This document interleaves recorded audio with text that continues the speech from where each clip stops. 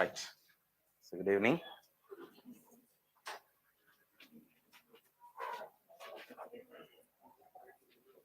So let us start our discussion for economic survey. So in today's session, what I plan to do is we'll also be talking about the budget today. Okay. It will not be a lengthy discussion. I'll try to brief myself within 30 minutes. Okay, for budget. So what, according to the contents of this economic survey, this year there has been 12 chapters in this economic survey. And whenever February month comes, we always have this tradition of reading this economic survey and budget. So this year also the ritual continues. And specifically, fortunately for your sake, as the trend was in this last year. So those who do not know how this economic survey would be published, usually it is published in 2 volumes.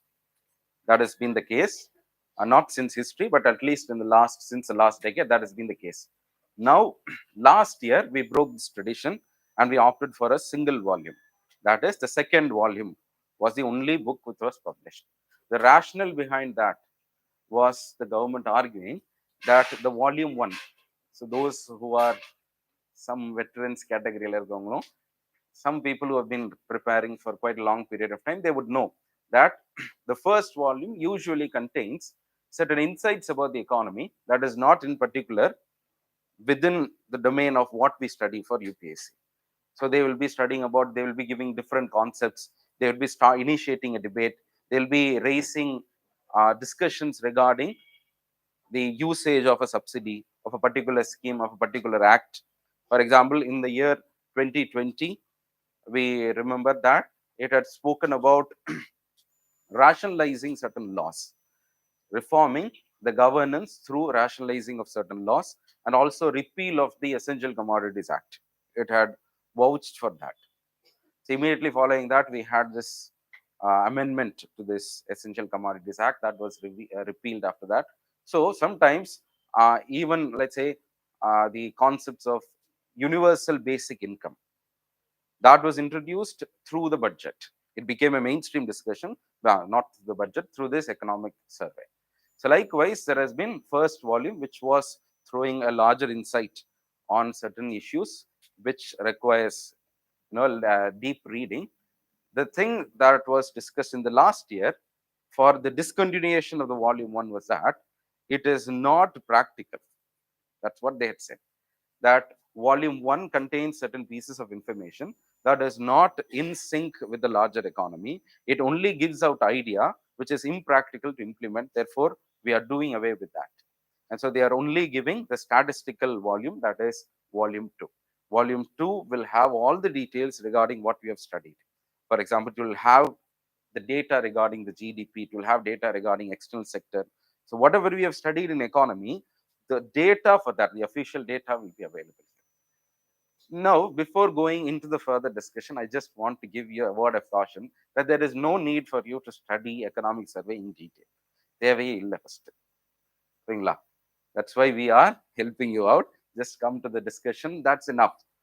Or 6 hours, 7 hours you spend on a classroom, that is more than enough. Don't try to go and read the economic survey, because it is again this year too much heavy on the data side, very data driven, and its facts are so much heavy. No, there is it's impossible to actually retain all those facts. And therefore, we don't have so much time to also take out each and every part of the argument in the survey, and to also make a critical analysis of what they've said. Now we don't have the time for that. So what I'll be discussing is, I'll just be summarizing certain important themes or ideas which I have found in that particular survey. Okay, so I'll try to not go away beyond the contents of that survey. Within that, we'll try to confine. If there are any doubts, feel free to ask me. And if there are any concepts that you need to be explained to you, then please don't remain silent. Okay. So with that note, let us start this discussion. So 12 chapters. The first chapter speaks about the state of economy. And this year, also there has been certain changes with regards to how they have been arranged. Some changes Usually, the social infrastructure part will always be put at the later end, at the end of that survey. It will usually be the last chapter. But this year, they brought it to the sixth chapter. And for that also, they have said that this should not be in the last because the government has been giving more focus to social infrastructure. So let's go into that detail one by one. So first chapter here will be state of the economy. Recovery is complete. So as you see, the title itself says that recovery is complete in India. So last year we were discussing about how the world is going through an uncertainty, and whether we are going to end up fully recovering beyond the pre-pandemic levels or not. These were all questions which we could not answer. And also in the early and the last year's economic survey, it had given a very optimistic note that India will fully recover. It will go into the double digits because we didn't anticipate another crisis that was very recent, the Russian crisis. And therefore, every time we put a survey, after that, something happens. That has been the case since the last 3 years. It also addresses that. Okay. So, first part we'll be trying to read about the global context. In the last year, what were the challenges? What was the state of economy in the global context? And then we will go into India. Okay. So, ever since this decade of this millennium started, since 2020, we have once again been encountering one crisis after the crisis, isn't it? So it just speaks about different crises that has happened since the turn of the century, that is from the 20th century onwards. So 20th century and the 21st century, it just gives us a reminder of what are the crises that we underwent. So I think we all know that in the 20th century, it all started with the World War. Then we had the Spanish flu, then the Great Depression. Then after the World War II also, we had the crisis in 1970s. The East Asian crisis was there. All these were there in the 21st century. 20th century. Now, when the 21st century was born, it was starting with the IT burst. The very first decade.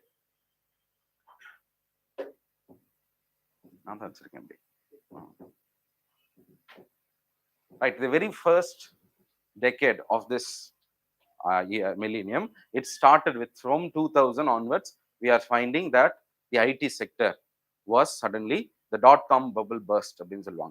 So that happened, due to which there was a recession, especially in the service economy of the US, which was felt in India as well. So that was a crisis that we began with. And then the first decade ended up with the global financial crisis of 2008. Right. Now, since 2010, if you see, the economy has been kinder to us. We did not face any such stress that we can name out. And here we see that the incidents in the second decade were relatively easier for us.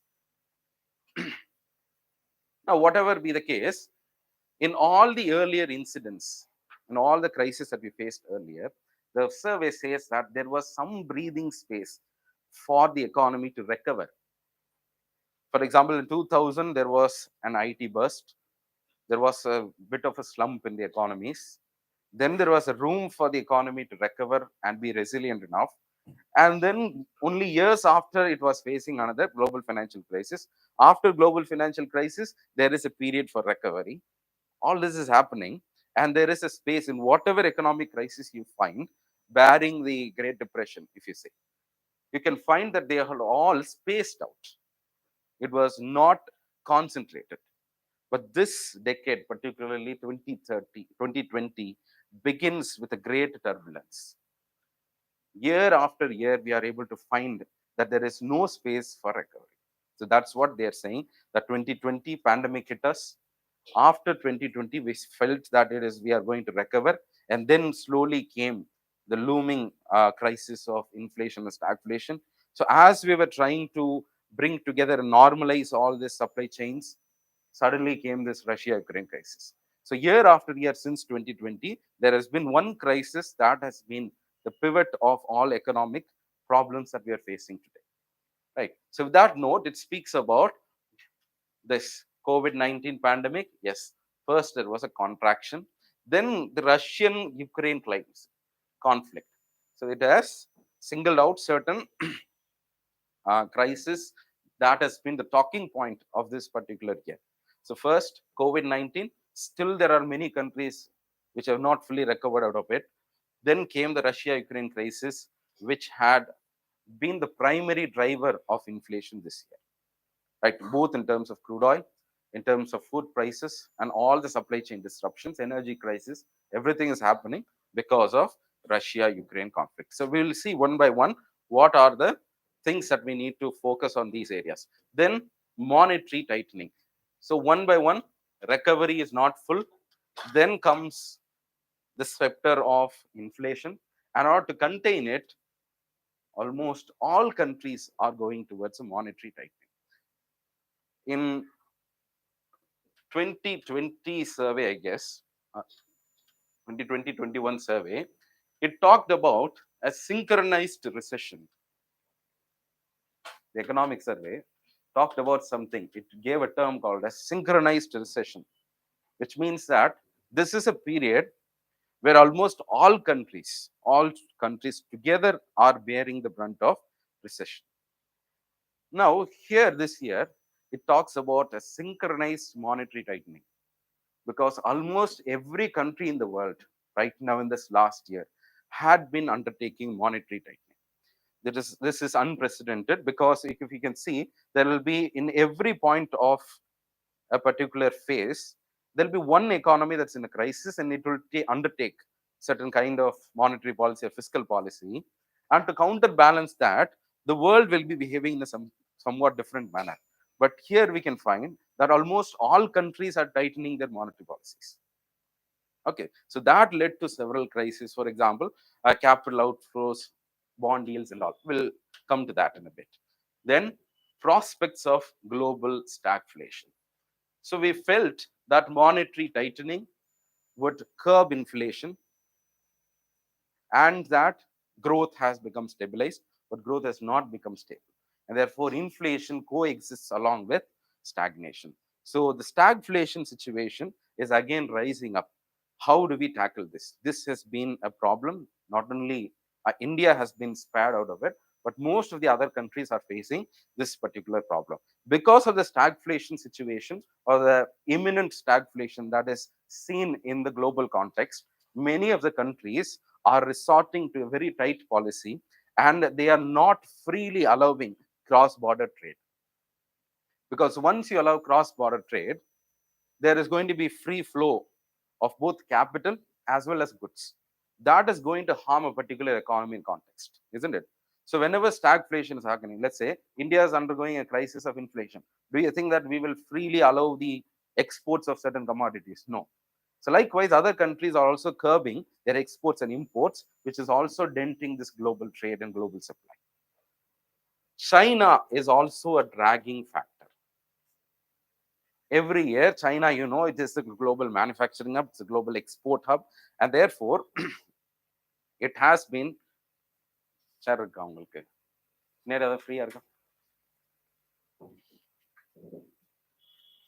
right. So China's slowdown itself is dragging the entire economy, because when other countries were starting to recover and when this supply chain seemed to normalize, China was still following the zero COVID policy. It was tightening. I think in this year only, since January 1 only, it opened up its border. It opened up its airspace, isn't it? So that is also one of the problem, drag on the global trade. And in fact, the most impact that we are still not able to visualize, and it's still there, is the loss of human capital. Isn't it? There has been, due to the pandemic crisis, there has definitely been a dent on our education, our skill, our income earning opportunities, and all of that. How this is going to pan out? This is a big crisis. I think right now you can see in the globe about talks of recession and about how companies are laying off, especially tech companies, isn't it? So that all points to how in the COVID, we did not feel the actual heat.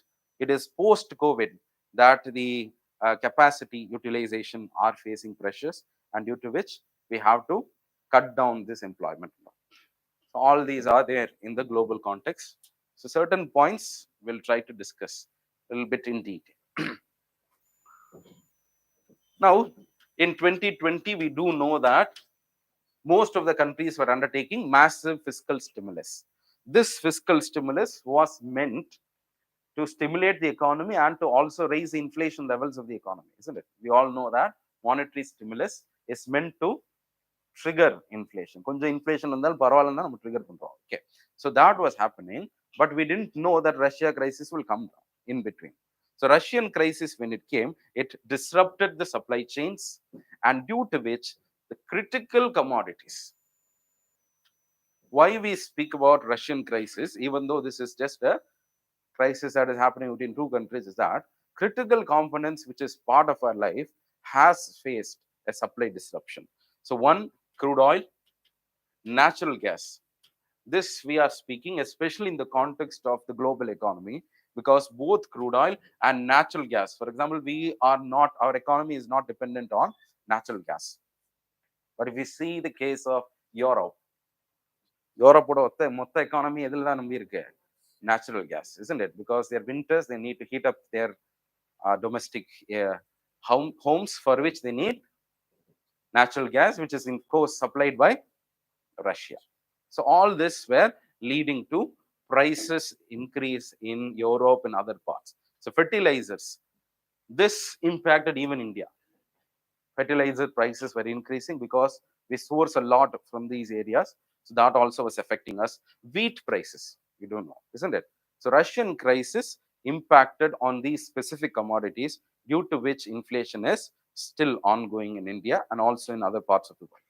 The advanced economy, which undertook this fiscal stimuli and ultra accommodative policies, it uses the word ultra accommodative policies, which means, say, let's take the case of India. We didn't go for a massive stimulus even in the time of COVID. We didn't push for direct money supply in the economy. We didn't push for cash transfers in the economy. But contrary to us, America and other countries were pushing so much of money supply in the market. And therefore, all those who had front loaded the money into the economy, once this Russian crisis was happening, all their recovery path was derailed, isn't it? Now they felt that inflation will be controlled, but it has not been controlling. Neither is the economy recovering. So in the rendu problem varudhu. For emerging economies also, there has been high inflation. But if you take the case of countries like India, we have not been giving an ultra accommodative stand. We have been having a calibrated stimulus. For example, last year we were talking about, in the survey, it had talked about a waterfall approach. ஒரே நேரத்துல எல்லாத்தையும் போடாம என்ன பண்றது, கொஞ்சம் கொஞ்சமா எப்ப தேவையோ, only at that time you have to intervene. So fiscal policies were very calibrated. So that is what we see here. So this calibrated tightening, this calibrated stimulus, even despite that, we are also facing inflation due to this. So Russian-Ukraine conflict is still ongoing, and it has been the main driver of inflation this year. Right. So you can look at this chart and you can see that historically, most of the countries have seen highs, historic highs in terms of their inflation. See here, UK, Germany have seen double digits. Isn't it? You could have heard this in the news. You could have seen this in the news that both UK and Germany is facing double-digit inflation.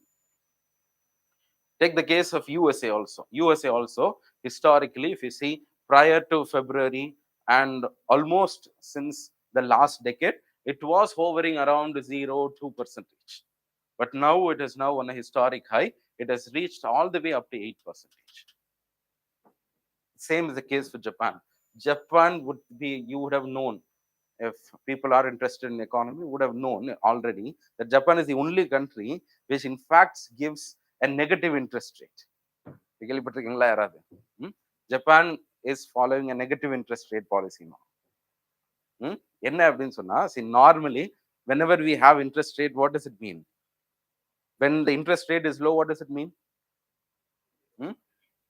We are pushing for more growth in the economy. We are pushing for more stimulus in the economy. The growth has stagnated so much in Japan that it has been even opting for negative. Negative means it disincentivizes the people from, in fact, bringing their money. If they bring money and put it in the banks, they will have to pay negative interest rate. And the second is that if they take loan, they will be paid extra interest. Okay, the profit மாதிரி வரும். So எப்படியாவது somehow activity should occur in the economy. That's why when Japan was undergoing this part of time, it was following a negative interest rate. That's not going to their monetary policy. But let's say even Japan, which was historically known for having a very low inflation, which is obviously translating into marginal to no growth at all. Even that has been witnessing high inflation in the recent years. So in the case of advanced economies, you can find that the inflation trajectory has been very, very high. But if we take the case of emerging market, barring Russia, of course, Russia was put up in this conflict, sanctions were done, and therefore, obviously, you can find that in Russia, there could not be supply available. So if you consider this to be an exception, you can find that most of the economies, especially emerging economies, have been somewhat okay-ish, relatively better in terms of their inflation performance. Take the case of India. Where is India? This gray color, isn't it? So India also, here they've gone all the way up to 20, and therefore the graph will be like this only. Whatever. So India also has been facing a little bit of higher inflation also. We'll take this up. We also have a separate chapter on prices and inflation. That we will discuss. But whatever it is, if you look at this graph, we can find that since February till now, it has been somewhat stable. There's been a marginal rise, but now at least when we are discussing, at least in the time of our discussion, it has moderated. Now, tightening monetary policy has been taken up as a synchronized exercise across the world. So, central banks belatedly realized, they only lately realized that they need to come up and tighten their policies because they felt that the prices that were increasing in the economy were only transient. Because we have stimulated the economy and the prices is coming up, we need not be worried because it's transient. Once it will settle down, the economy would have recovered. No need to worry about inflation. That was our stand also. I think in 2021, when India was recovering, there was no change in the monetary policy. Why? Despite recovery, despite the obvious challenges to inflation, why didn't RBI undertake monetary policy tightening? Because still there was potential for growth. Once, if we, let's say at this time, if we withdraw this kind of policy, accommodative policy, there is a high chance that growth will falter. That is why we didn't allow. Okay, the same is the case that most of the central banks were having wishful thinking that this kind of trend in inflation will in fact be transient in nature, but it was not so. And therefore, only lately did they realize that they have to do monetary tightening. And that happened in this year. Okay, so since April 2022 onwards, almost all of the countries have been tightening, especially the USA. That's why we are facing certain problems. So this rapid tightening, if you could find the Fed rate alone, it is the highest since 1970s. 450 basis point they have increased in this last 1 year. 4.5 percentage increase in the Fed rates. This is unprecedented because in a single year, if this is happening, obviously there's going to be so much of consequences. So what are the consequences? Let's try to see. One, the impact of tightening. When advanced economies are tightening the monetary policy, it's obvious that across the economy, bond yields will harden. What is the meaning of bond yield hardening?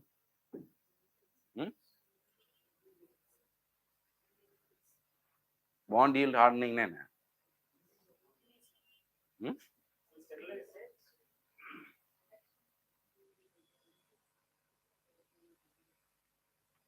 Should bond yield increase right now or should it decrease right now? You just forget all factors and just look at India's case and see whether in India, whatever been in the economy, certain things have been transpiring, isn't it? So take this as a variable and understand whether in India the bond yields, whether it should harden or whether it should soften. Hmm?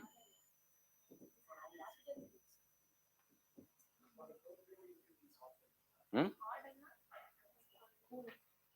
Harden என்ன ஆகுதுன்னு அர்த்தம் interest yield. That's why see every time I explain this, again people forget, isn't it? What is yield? Do all of you understand about bond yield? Hmm?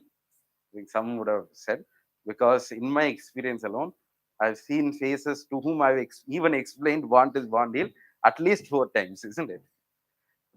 Ashwin, ஞாபகம் இருக்கா? Hmm? Others, if you do not understand, I'll explain. Bond yield concept. Hmm? Prima, I'm just asking a question. ஆமான்னு சொல்ல. See, bond yield அப்படின்றது, see, whenever we talk about bond yield, why it gets primacy over interest rate? Sometimes, rather than using the word interest rate, you know why our confusion comes? When we say that interest rate has increased in India, it will not be a problem. Let's say the tightening of monetary policies in the USA has led to interest rate increasing in India. Let's just this statement. No one will have any doubts.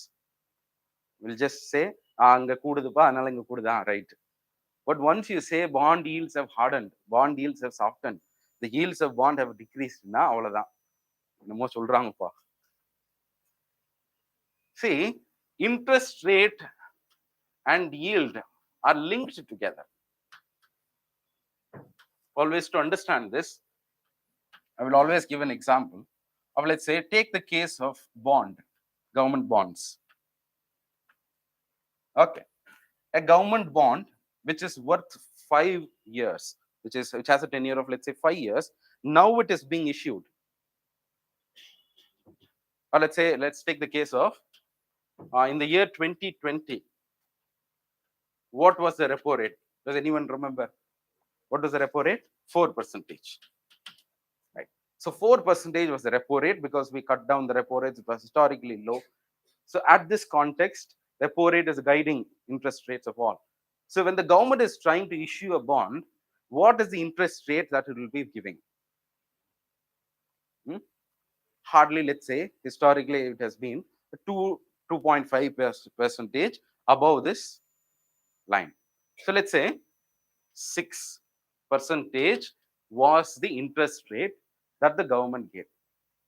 This itself is a high interest, but I'm just giving, for example.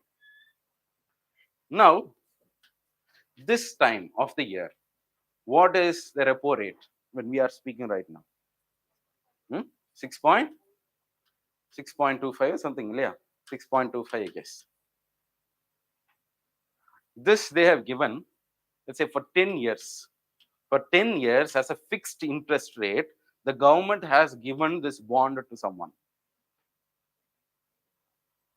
Every year, it will be giving you 6% of interest. That you know, isn't it? So 1,000 rupee na எவ்வளவு கிடைக்கும்?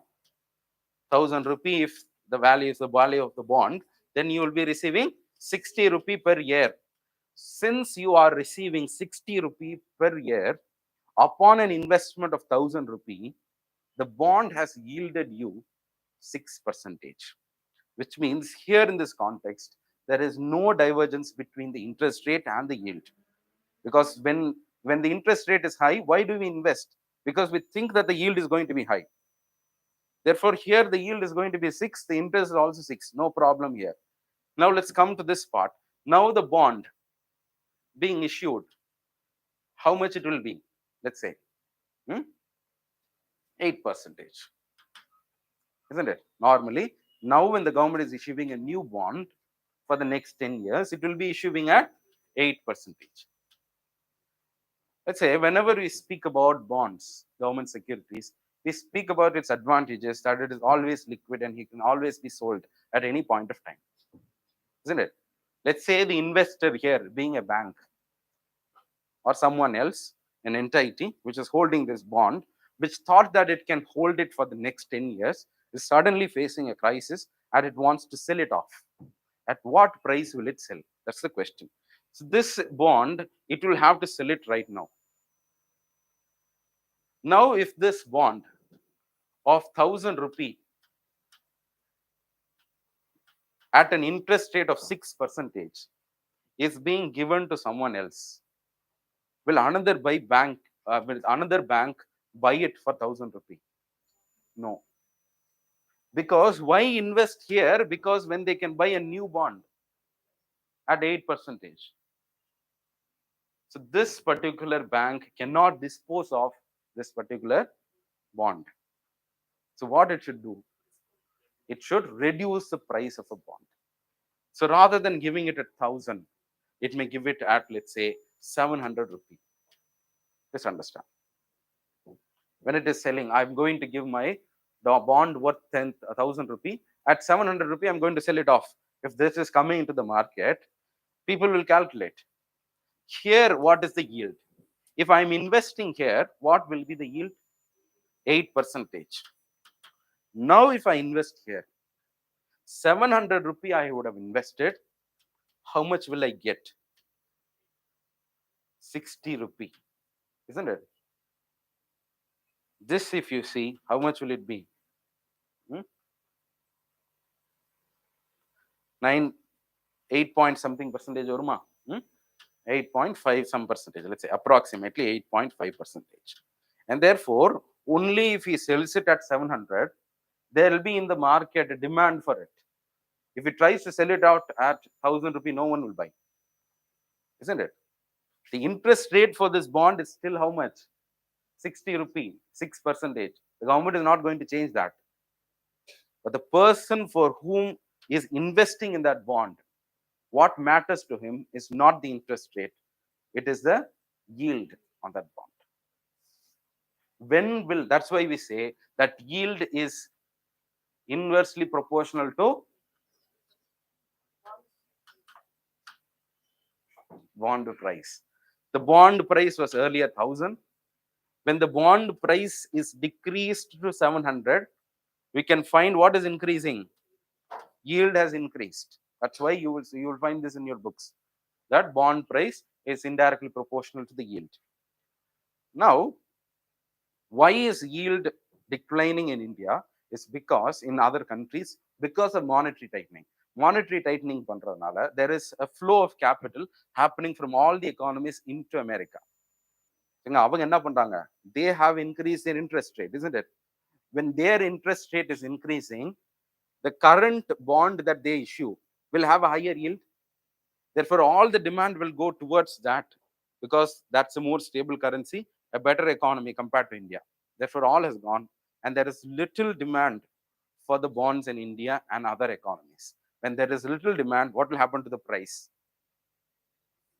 Price of that bond will decrease, and price of the bond decreasing will cause the bond yield to increase or harden. Yield increasing, yield decreasing is a normal phenomenon which has to happen. There's no doubt. When do we use the term harden? Which means sometimes unexpectedly when it increases. That's when we call the term hardening, because we were not anticipating that. Suddenly it tries to increase, isn't it? That is what we call as bond yield hardening. So due to their monetary policies, bond yields are hardening in India.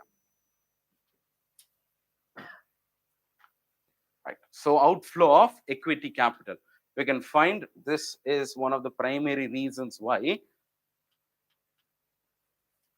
the dollar has appreciated. Furthermore, we will also discuss on what happened to FTA, what happened to FDA and all. We will discuss in our external sector. Right now, monetary tightening is first of all exerting a pressure on our bond, because normally the bond yield should increase or decrease based on our policies. Now, what is forcing the bond price to decrease in India is because it is an external factor. isn't it? So that will sometimes will render our monetary policies ineffective. That's what we say about this as a concern. So equity capital is going out. Share capital in the market, FPI வெளியே போகுது. This time around, capital has also flown from the advanced economy. This is one of the most important arguments as to why dollar has appreciated this year. Some days ago, some months ago, when the finance minister had to give her opinion about the depreciating rupee, she gave a comment that it is not India that is depreciating, dollar is strengthening. And then everybody in Twitter became economists, isn't it? They began to comment that எந்தோ வச்சு compare பண்ணாங்க, isn't it? I was not defeated. அப்படிலாம் சொல்லி இன்னமும் சொன்னாங்க. I did not fail the test. அப்படின்லாம் சொல்லி some comparisons were going on. But all these things aside, is there a credibility to her statement? Yes. Because dollar has not appreciated against Indian currency alone. If rupee has depreciated against currency, against compared to all other countries, then that is valid. All the criticism against its statement is valid. And she was saying that the dollar is strengthening. It is of course true. Because historically, if you see, this is the first time that America has increased its interest rate to such a huge level. And therefore, even from advanced countries, money is flowing out. And therefore, when they are increasing their bond, say their interest rate, monetary tightening, supply of dollar in the market will go down. And also there is a flight of capital happening from across the world. And therefore, the demand for dollar is also increasing. So supply of dollar is coming down on one side, demand for dollar is increasing on the other hand. This leads to very high appreciation of the dollar. Clear? So that was what was happening. The dollar index strengthened by 16% against major countries. 16% it was increasing. Okay, so this obviously had an impact on us in the form of a current account deficit, because this also had inflationary pressures. Because one, understand, inflation is already high in India, due to which we are trying to contain. Now, the appreciation or depreciation of Indian currency has also made our crude oil costlier, our import bill costlier, which obviously becomes a feed material to most of the agricultural commodities. Isn't it? So this is not our doing alone. This is not only dependent on domestic factors.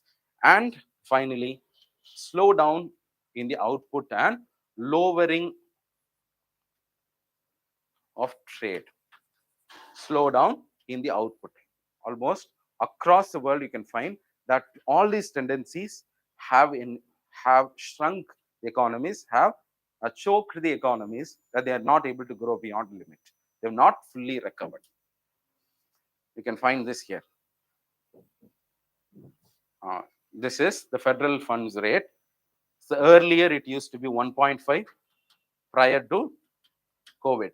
அப்படியே தான் இருந்தாங்க. Mostly they never increase, they never decrease. 1.0 ல இருந்து 2 வரைக்கும் இருக்கும் எப்பவுமே.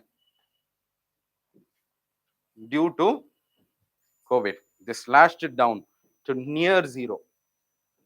0.2% they reduced. That was continuing. Suddenly, பாருங்க, see, when it will not throw any hammers as spanners in the work, is it? When it is going on a gradual trajectory, it will not harm the economy. But see, such an economy, such as USA, when it is going following a policy which is very abrupt. பாருங்க, February 22 ல இருந்து December 22க்குள்ள from zero, where they have gone 4.5, 450 basis point they have increased. கண்டிப்பா பாதிக்கும், இதுதானே? So that is what was felt. So that had led to most of the countries, especially the emerging economies, such as India, Korea, அதெல்லாம் கொஞ்சம் நெகட்டிவா FPI flows. This is only for a period of January to December 2022. We don't have for the remaining time. Okay. So in this, except for Brazil, Indonesia, and some other countries, The FPI net outflows were quite high, even in India. Okay. So China is also, we were saying that it is a drag on the economy. So contracting real estate, fiscal expansion has not been followed even in COVID. Even in China. China, even though their growth rates has suppressed, they have not been following a very expansive monetary policy. And all this is dragging the Chinese economy and the other countries as well. And when monetary tightening is happening, there is two things. One, first of all, due to fiscal stimulus, debt burden increases, isn't it? Now, monetary tightening, the interest burden will again increase because all the interest rate is increased. Now the government needs to pay more interest, isn't it? So again, the debt ratios and the interest payment burdens will all increase. This could all lead to a financial contagion in the world. This is one word of caution that the survey is giving. For example, look at this. And here, India is an outlier. But if you look at other countries, since 2008 crisis, it's comparing it to the 2002, the household debt as a percentage of GDP, the government debt to GDP ratio, and the ratio private, non-financial, that is companies and all. If you see, most of that have been increasing. If you look at the percentage basis, you can find that totally, the global average has increased by 38 basis points. 38% of GDP has increased. Debt levels altogether. Take the case of, is USA here? USA ka? Lela? Okay. So let's say I take the case of France here. Take the case of France here.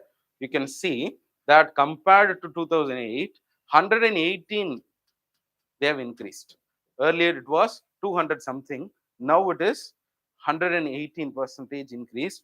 345% of the GDP is a debt combined, not only just the government alone. Government contributes to nearly 114. But if you take the case of India, India also is increased because prior to this COVID situation, through the FRBM committee, we had a target that we have to reduce our government's debt to GDP ratio by 60%. That is 40% of debt should be from center, 20 from state. So this was the target. All these targets we could not follow. Suddenly the debt portion or debt to GDP ratio increased, and now it's around hovering around 82%. That, if you compare, is lower. In all this combined, 170. In 2008, it was 177% in India. So there has been a debt burden that is increasing for households, for governments, for companies across the world, and also the interest rate increasing. If you see the case in India, last year, because the repo rate has been increasing, the homeowners who have to pay EMI now have to cough up more. Likewise, everybody's debt burden is going to increase. In the advanced countries, it's more pronounced because the debt levels have shot up. But in India, it has actually come down. Therefore, this is one silver lining, that the debt contagion, the debt levels of one sector affecting the other sectors will not be a problem in India. Okay, so this is one, right. So post this discussion, whatever be the things that we have discussed regarding the last year's global scenario, when we are towards the end of this year, in December 2022, all these things, all the problems that we saw, which were shouting, has of course got into a softer landing. Because one, we are seeing that inflation has now abated.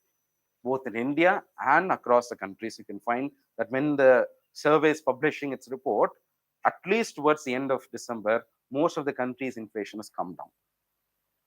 Reduced pace of hikes. That is, even right now, many countries are resorting to monetary policy tightening, but they are not tightening it by huge margins. Let's say in a particular meeting, like the RV, they will also have Fed committees, isn't it? They will come and they will say that I have we have increased the Fed rates by 50 basis point, by 60 basis point. They do not hike it by so much of a number. So the pace of hikes has reduced. Second, employment data seems to be better. I don't know what they are saying, but this is what they argue, that official employment numbers almost across the countries show that the world is poised for a better stage. Warm winters in Europe is also a plus point here, because we are saying that this Russia-Europe crisis is leading to an energy crisis in Europe. But fortunately, this year has been warmer.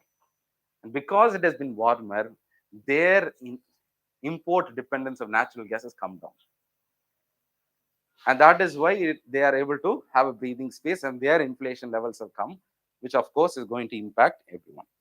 And whatever be the positives, or let's say the the risks that are minimized, on the whole, if you see the next year, we can see that the risks are quite high. So the downside risks are always there. How we are going to negotiate, we'll only have to wait and see. So this is regarding the global scenario. Now coming to India, the macroeconomic challenges of Indian economy.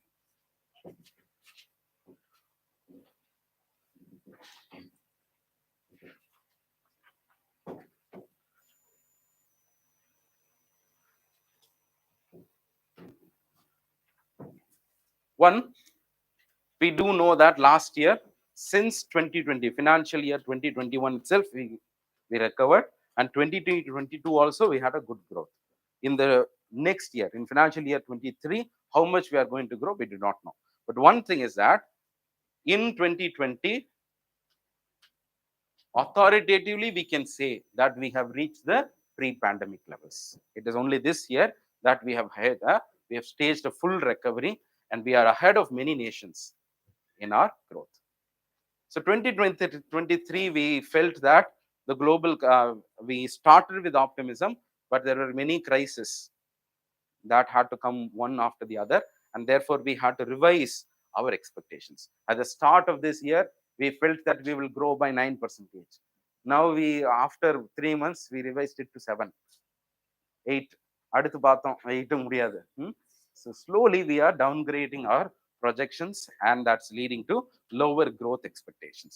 So CAD widening. So this year, particularly, the emphasis has been on the current account deficit side of India, which has widened up, and it has led to the forex decline.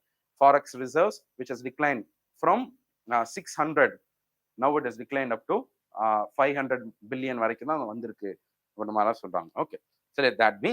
But whatever it is, even though it has depreciated, even though the forex reserves have come down, say from 13 months cover, it has come down to 10 months cover. That's all.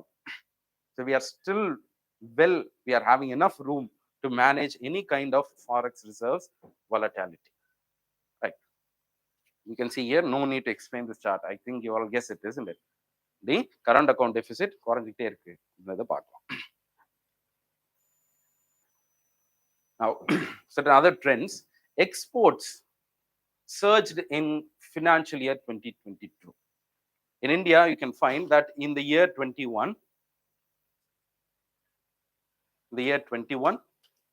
exports started to pick up, and it increased so high in the year 2020, in the financial year 2022. And it lasted till the first half, because why was India's export increasing? One, the competitiveness aside, the global economy was also growing, and therefore it was trying to demand more from India, and we were integrated with the supply chain. We were able to offer our exports. But over a period of time, their economy started to contract, and due to which our exports plateaued over a period of time. We felt that now is the time to finally realize our vision of Atmanirbhar Bharat, our export-led growth. எல்லாம் வரும்னு நினைச்சோம். என்ன ஆயிடுச்சு? The upward trajectory plateaued over a period of time. So that we can see. And the UNCTAD says that the second half of 2022 will have a negative growth in terms of global trade. And therefore, when the entire exports are sluggish, we cannot expect India's exports alone to boom. So the momentum has waned over a period of time. This is also one of the risks. And that you can see here. This is one of the indexes that we use to understand the freight cost. Freight cost. So if you see here in January 22, January or March, let's say, in March 20, it came down. The Baltic Dry Index came down very low, suggesting that the shipping costs have come very low because obviously there is no demand. So with an uptick in demand, the Baltic Dry Index increases. So commensurate to this increase, our exports also increase. But right now we are seeing that since the last year, it has waning, which means the global demand for shipping and freight have come down. Okay, so this is, so you can see here that the share of export has also increased. Whereas exports, yeah, it was historically, it was around hovering around 1920. For the first time in 2021-22, we reached all the way up to 22%. So from there, slight degrowth has been seen, but somewhat, if you see, prior to pandemic and after pandemic, we are able to see that the share of exports in percentage terms has increased in India. The same is true for exports also, sorry, imports also. Right, we need not see only on this side. Import எடுத்து பார்த்தீங்கன்னா அது அதுக்கு மேல போயிட்டு இருக்கு. Baltic Dry Index is an index, global index, that denotes the freight costs, the global freight cost, shipping cost குறிக்குது. Shipping cost குறையுதுன்னு சொன்னா, it means that there is no global demand. That's why shipping costs come down. When the shipping costs are increasing, then it means that the Baltic Dry Index will increase. That denotes that the globally there is a strong demand for global trade, because shipping routes only satisfy more than 90% of our global exports and imports. That's why. Okay.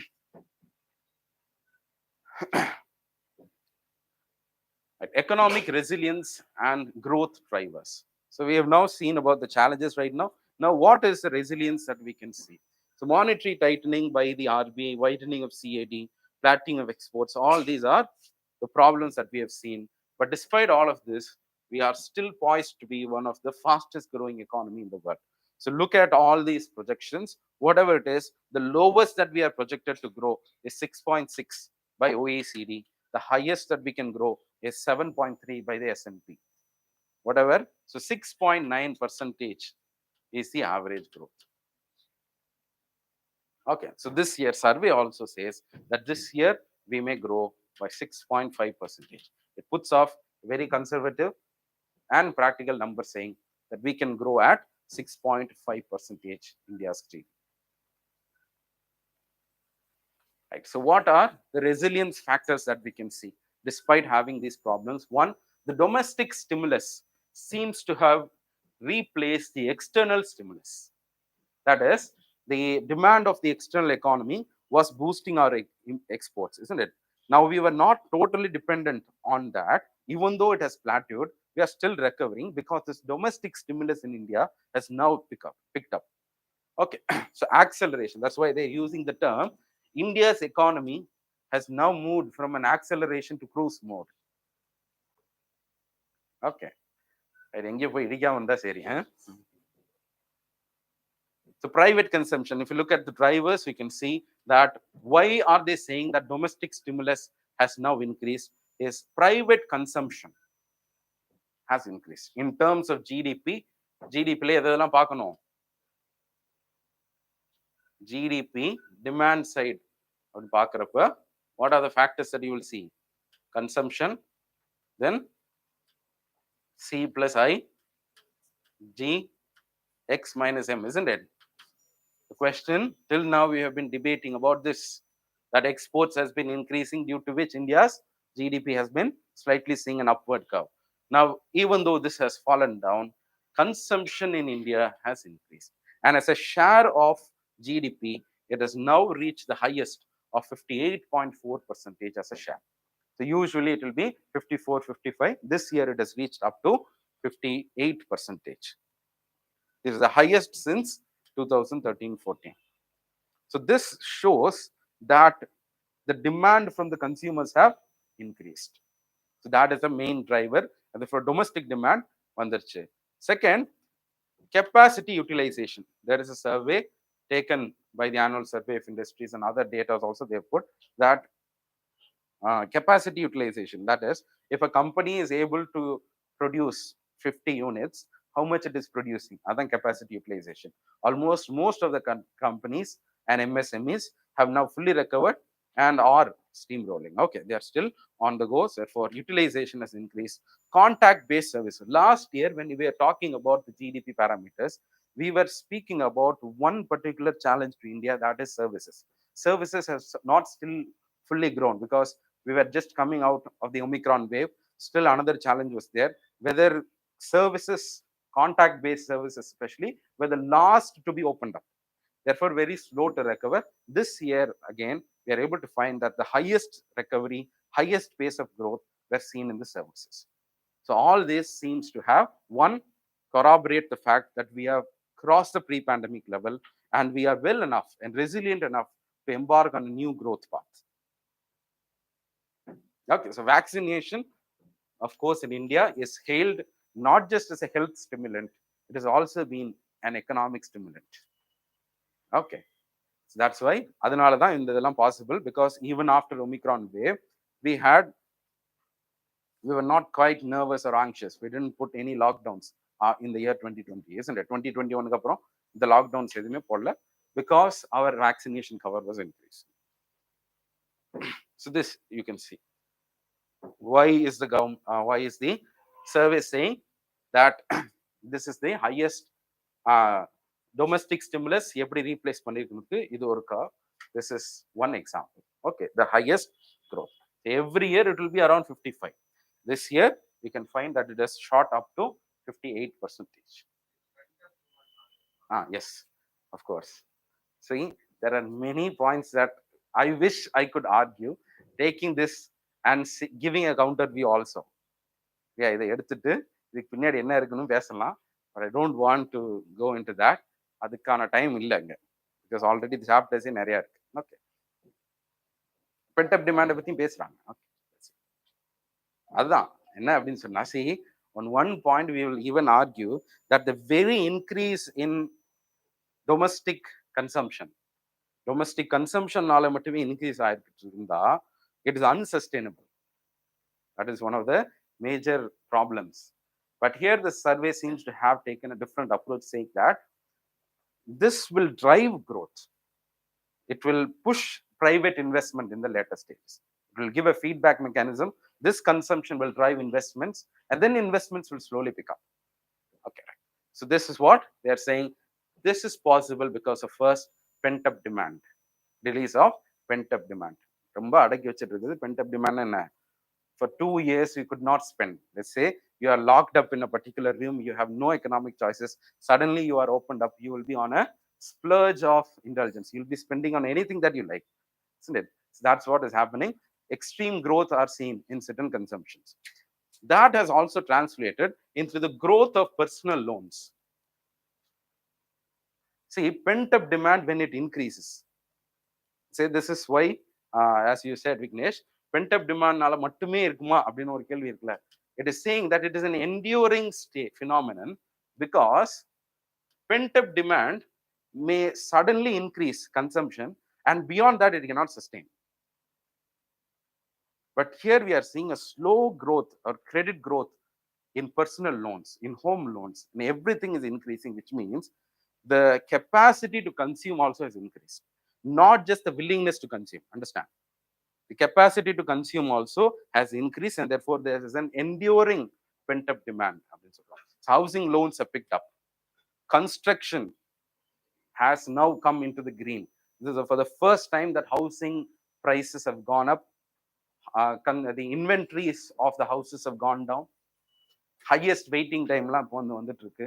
So there is a slow uptick, and that has also been possible because of the migrants coming back to the construction areas, for which again vaccination has been a key driver.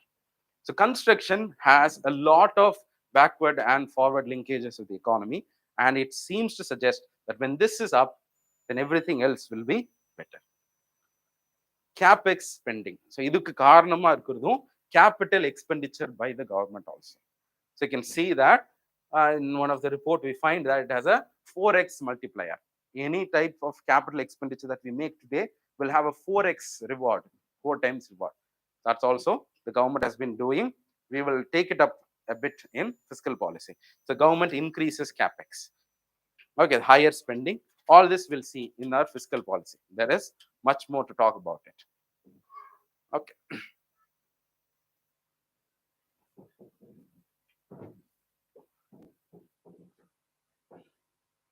Now comes why we are enduring and why things are better for India. One, on the demand side, consumption side, things have been improving. Second is the financial improvement. This is one of the biggest area in which India has obviously grown so much. One, you can see that the strong balance sheet has been seen in corporates. It is for this time that the NPA levels have come down. Corporates have shown record profits. All these things are happening. And this indicates that we have come a long way from the phenomenon of the twin balance sheet. Twin balance sheet syndrome, it was introduced in one of the economic surveys in 2018.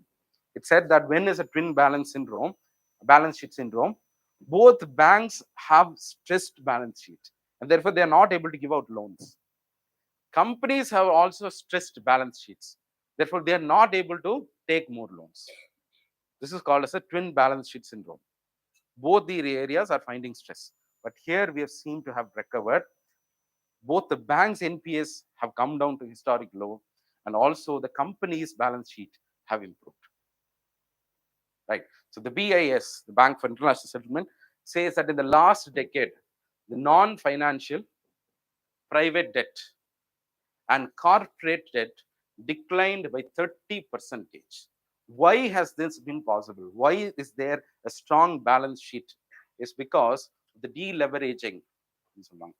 Deleveraging means companies which were resorting to so much of debt have come down, have reduced the debt levels.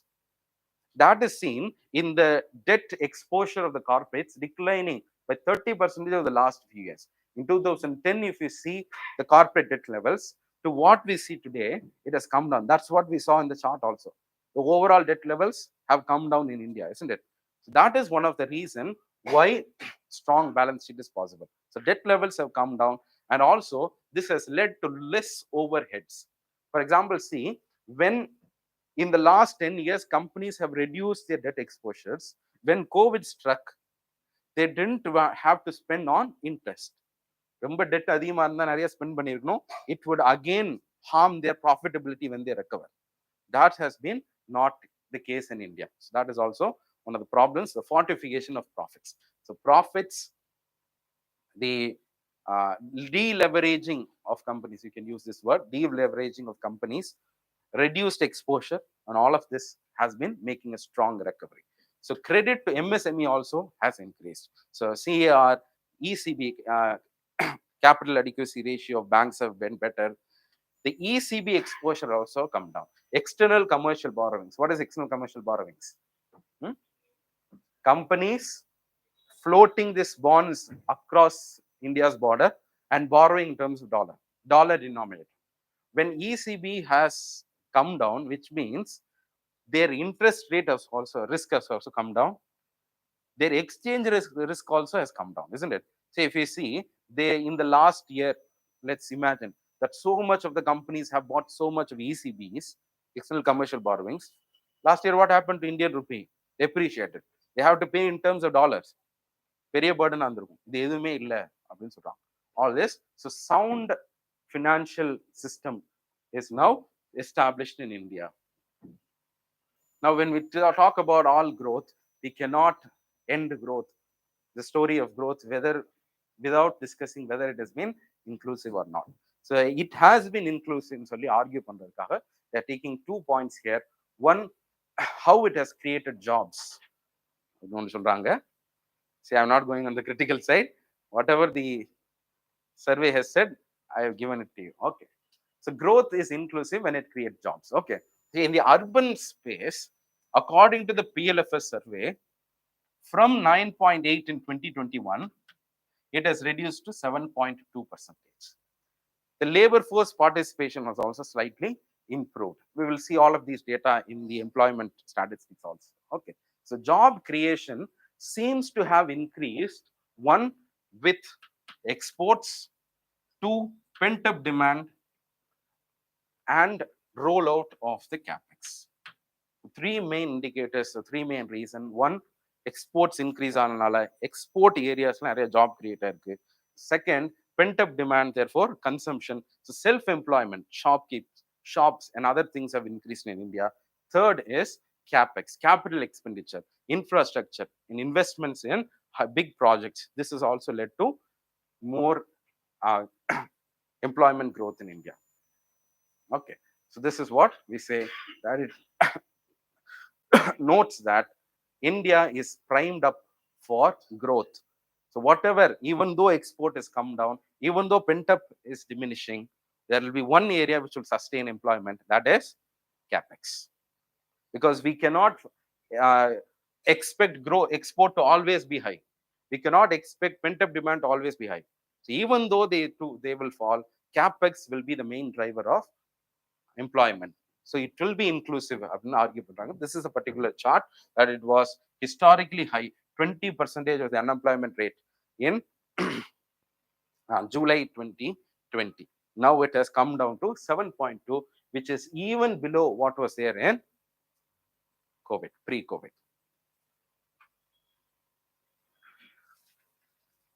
Now with industries, it takes the case of MSME to argue that growth has been inclusive.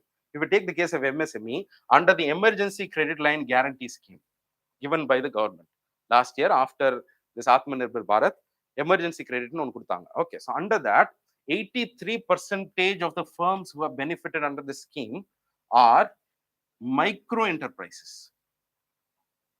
Usually, what will be the pattern? MSME, micro, medium, small, medium.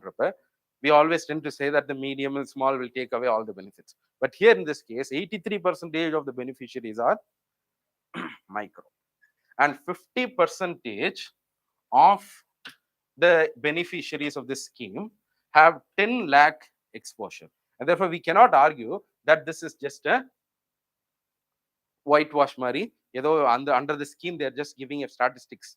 Only for the cloaking of statistics, they're giving this. You cannot argue, because most of them, 50% of the beneficiaries, have more than 10 lakh as their loans. Okay.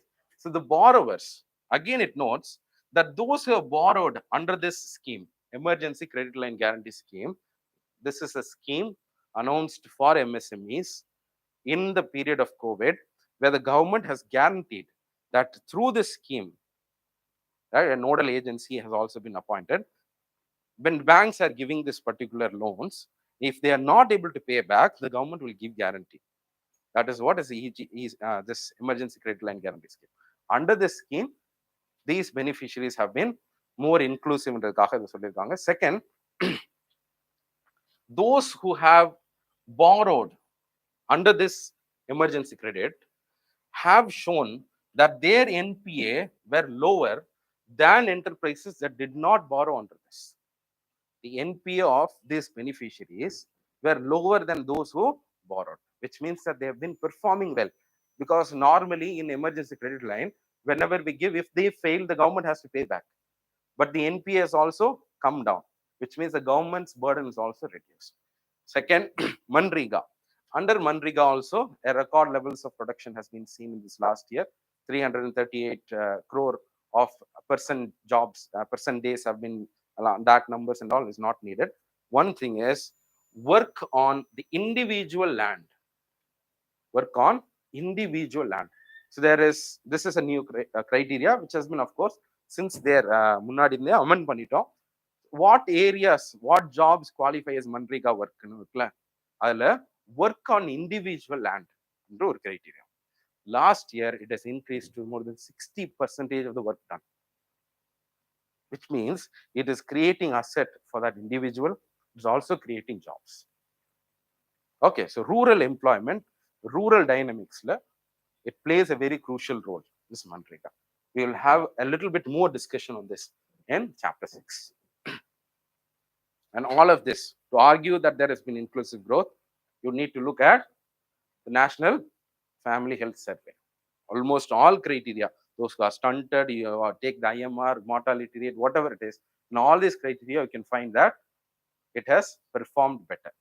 The population total fertility rate, Adana, it was all in the news last year because according to this National Family Health Survey, we have reached how much? 2.0%, even lower than the replacement fertility rate of 2.1.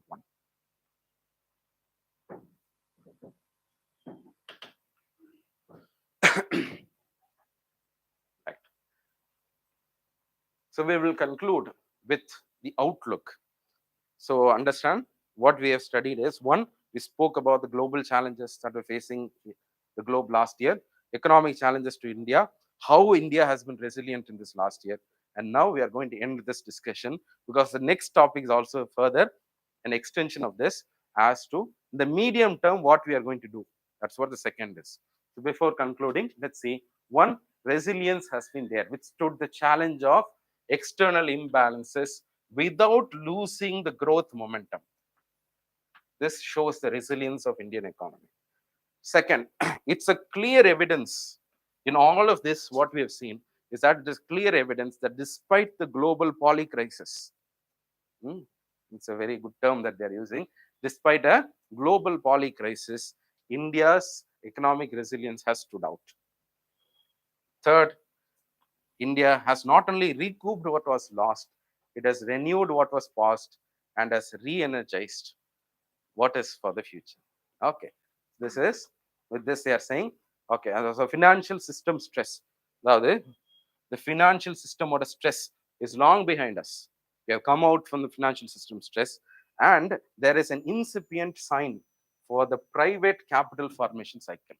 Till now, in the last 2 years, the capex has all been promoted by the central government and through all these various schemes. Now is the economy primed for the situation where the privates will invest. Okay, once that picks up, the private capex cycle one, investment growth cycle, that is, they should invest, they should get more profit, they should get more employment, then the economy will again grow.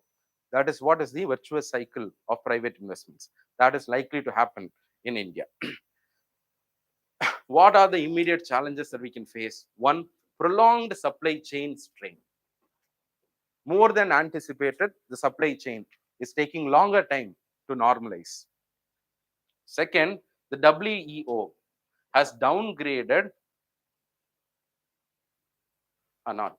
World Economic Outlook has downgraded India's growth, and also WTO says that this year there can be hardly more than 1% growth. Second, domestic demand is strong, but the exports has plateaued. This is again going to increase CAD because when domestic demand increases, imports will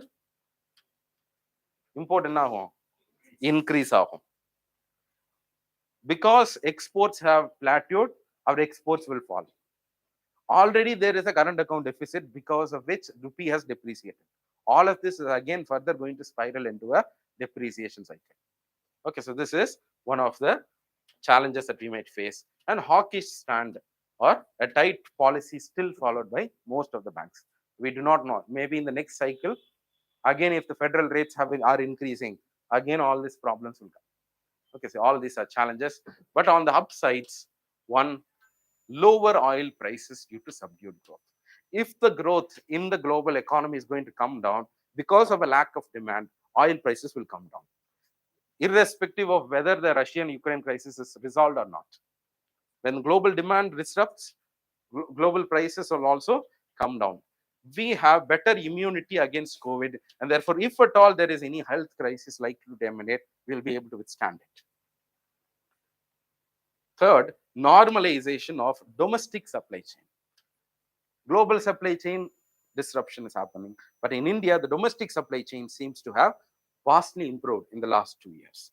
The recession fears in the advanced economies, monetary tightening is taking away all our money into America. If recession is again going to come there into the larger economies, money will flow back to India. Yeah, this is one A risk is there for the globe, but it is going to be an advantage for India. Right. So, and finally, animal spirits have finally revived in India. Which means animal spirits, na, the nature of spending, the willingness to spend, the appetite to spend, that has improved, and private sector has also been given the necessary impetus. So, with this, we will conclude our first chapter.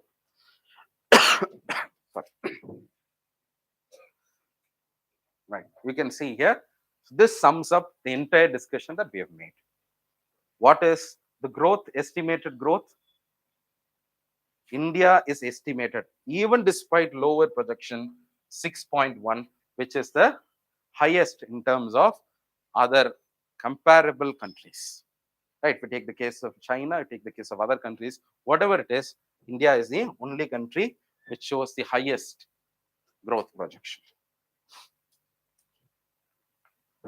So it retains the fastest growing major economy in the world. The title is again retained by India. Since the last 2 years, the fastest growing economy has been India, overtaking China.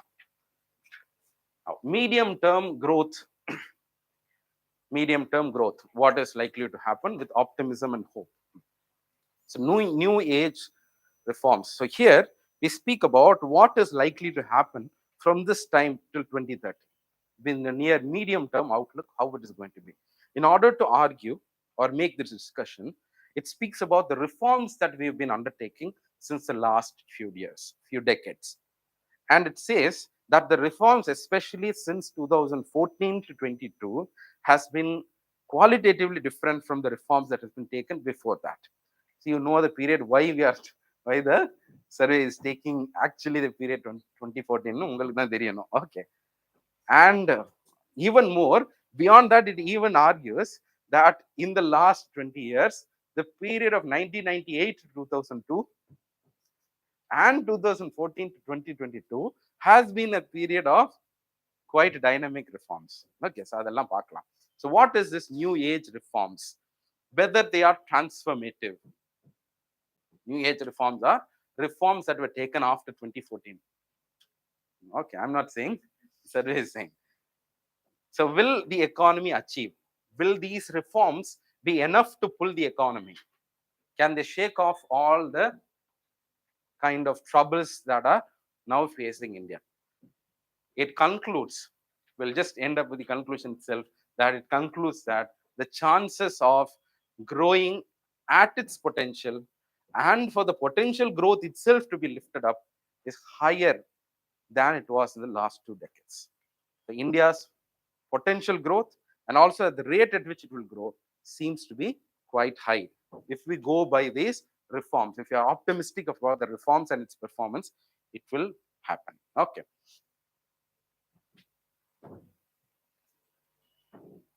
Right. So it distinguishes that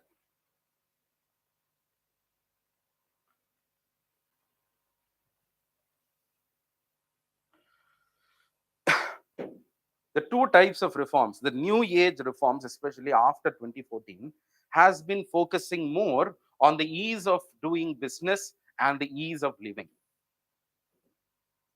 The reforms has been like this. Procedural சில விஷயங்கள் பண்றதுக்காக, making businesses more easy, doing business and ease of living. These has been two main emphasis of the government since 2014. Prior to that, if we club all the reforms that we have undertaken, that can be put under product reforms and capital reforms. For example, let's take the case of LPG. It's a comprehensive set of reforms which tried to change the production cycle, which tried to change the capital market in India, isn't it? So these kind of structural reforms are brought, but ever since 2014, our focus has been on the ease of living and doing business.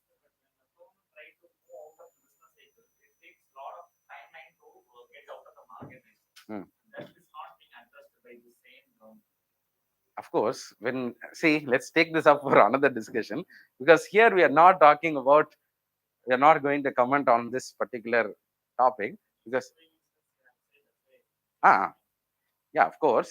See, whether the government actually, whatever the reforms they have been undertaking, under the name of ease of capital, ease of doing business, if at all, whether it is credible, whether it is substantial, we can have some other argument and debate on that. Okay, let's not go into that topic. And வேண்டாம். Okay. So 1990s என்ன பண்றாங்க அப்படின்னு சொன்னா, of course you do know what was the reforms, LPG reforms, isn't it? So post this LPG reform, we see that the average went up to from 5.5% growth, it went all the way up to 6.3% until 2000. So trade liberalization has a visible effect because the external trade as a total, external trade means both exports and imports, which was 17% in 1990s, grew all the way up to 30%. Today, how much? We're just speaking about how export as a percentage of GDP has increased. Yeah, how much? Just some number. 22% வரைக்கும் என்ன இருக்கு? Exports have increased. Imports have increased all the way up to 25%. So around 46-47% வரைக்கும் it has grown right now when we are speaking. Okay. So 2000s, the liberalization era started. It was further expanded. So new telecom policy, golden quadrilateral, the first major thrust on infrastructure, FRBM Act for bringing fiscal discipline, Surface Act to bring reforms into the financial market. All these were introduced in 2000. All these are part of this. So now, in the period of 1998 to 2002, you can find that within this period, there were many shocks. For example, the shock of US sanction. Because of our Pokhran test, USA put a sanction on us. Okay, so sanction due to which the inflows of external market dropped a bit. In 2000 and 2002, we were facing 2 successive droughts in between these years. So famines were increasing, production levels of grains has come down, food security was a challenge during this time. And in around 2000, what we saw earlier, around 2000 school, IT bust. And therefore, that also impacted India. So then again, the 9/11 attacks. All this disrupted the flow, the FDI liberalization, the flow of capital to India were all impacted because of this. Now, if you see, this period was a period where we undertook many reforms, but despite these reforms, you can find that this period did not grow. That's what the survey wants to argue. Okay, so in the period, but the shocks were so much during this time. But nevertheless, the reforms undertaken during this period, which were overshadowed by the shocks, finally gave the dividend during 2008-9. 2008-9, growth dividends were felt. Right. So one-off shocks. Once the shock, say every time we take a reform, we do not anticipate a shock. But let's say the shock has come, and therefore the reform is not able to penetrate. Once the shock is taken off, how enduring the reform will be? That's a major question. Okay. So this says that the reforms were quite emphatic. They were real reforms undertaken. So lagged reforms, lagged effect. Even though they were taken in 2002, their benefits were reaped in 2008-9. And more 2004 அப்புறம் யாரும் வந்து எதுவும் பண்ணாத மாதிரியும். Okay. So economy grew by 8%. All of this were happening. Okay.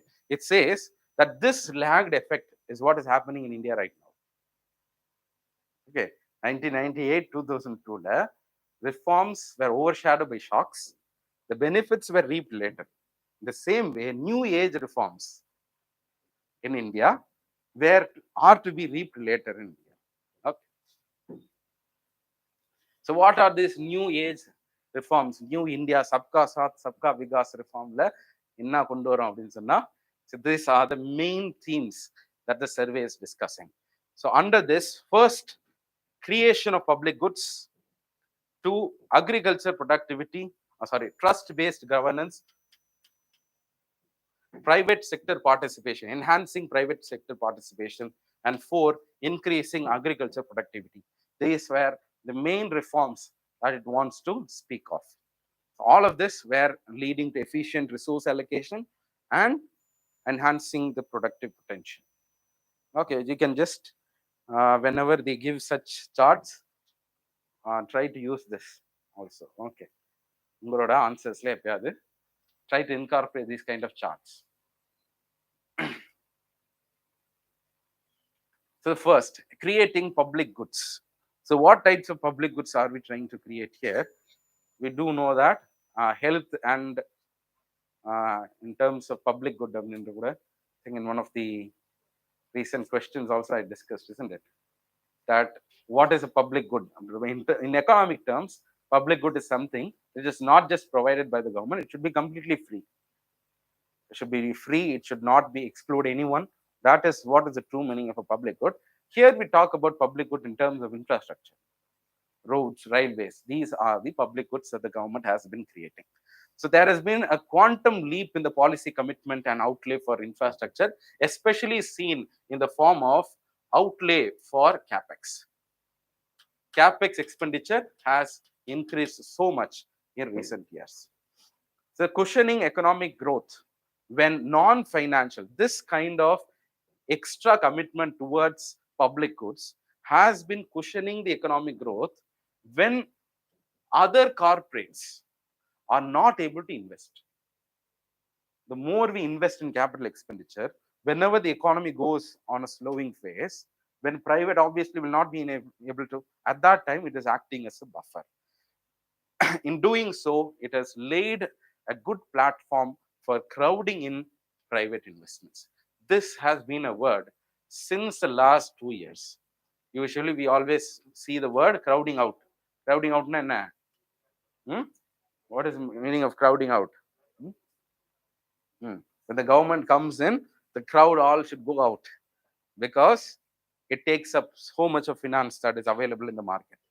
So the more the government borrows from the market, the less it will have from the private, for the private. That's what is called as crowding off. Here, since the last year, the reverse phenomenon. When the government borrows more and invests more, there will be more for the private to invest. So yeah, this is contrary to, completely opposite to crowding off, crowding out effect. Okay. So the crowding in abdinradhu is the pitch of the government saying that we investing more is not going to hinder the private, but rather going to rope in the private.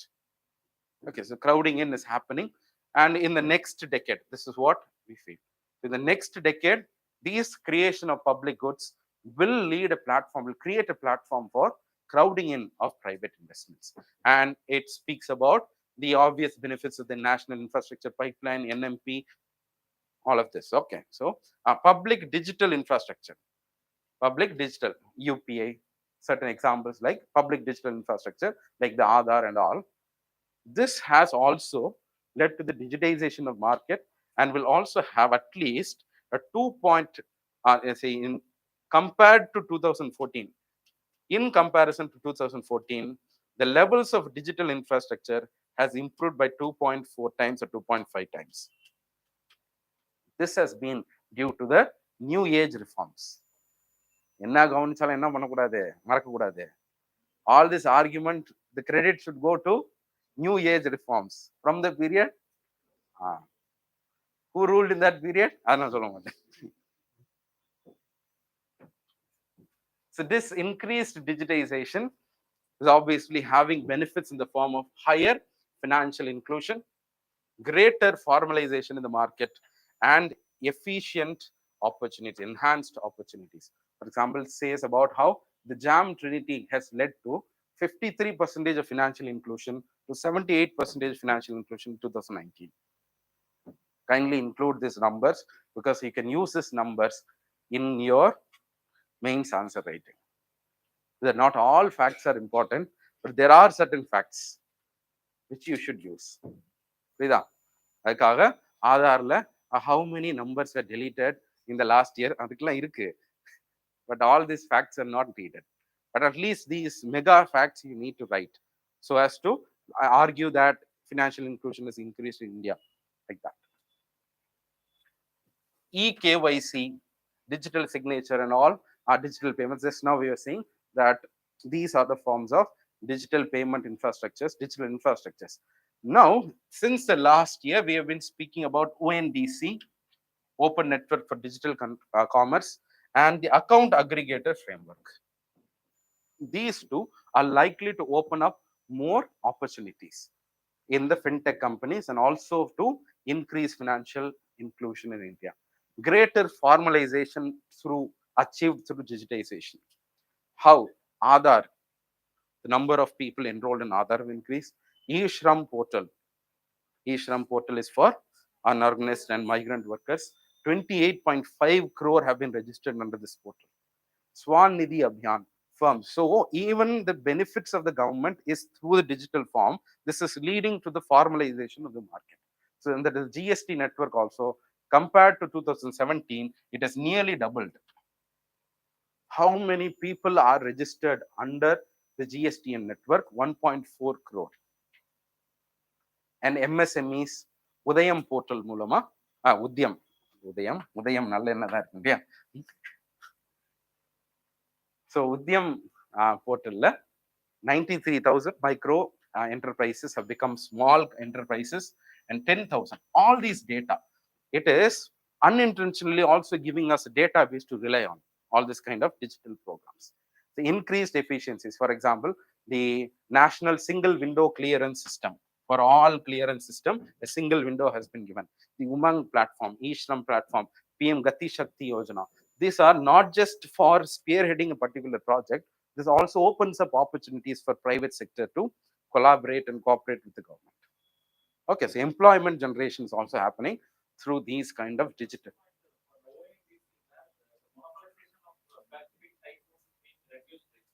Yes. See, of course, that's not the only thing, but just to curb anti-market practices of these kind of e-commerce only, we have brought it up. Okay. So, of course, when this happens, there are many entities who are going to be part of this network. The logistics firm, the seller, the buyers, all of this. So, it's going to open up opportunities. Okay. Second, the first we were speaking about, under the new age reforms, the first thing that we spoke of was public goods, creating of public goods. The second is trust-based governance. The trust-based governance unleashes efficient gains through investor confidence. Use this up in your governance topic, in your ethics, and also in other areas also. Right. So what? First, it talks about IBC, Insolvency and Bankruptcy Code. First of all, it gives the main intention of this is to give an honorable exit for honest failures. Isn't it? The very intention is to not frown upon business failures, but rather give them a proper exit to the IBC. So this has released credit and channelized it for more productive areas.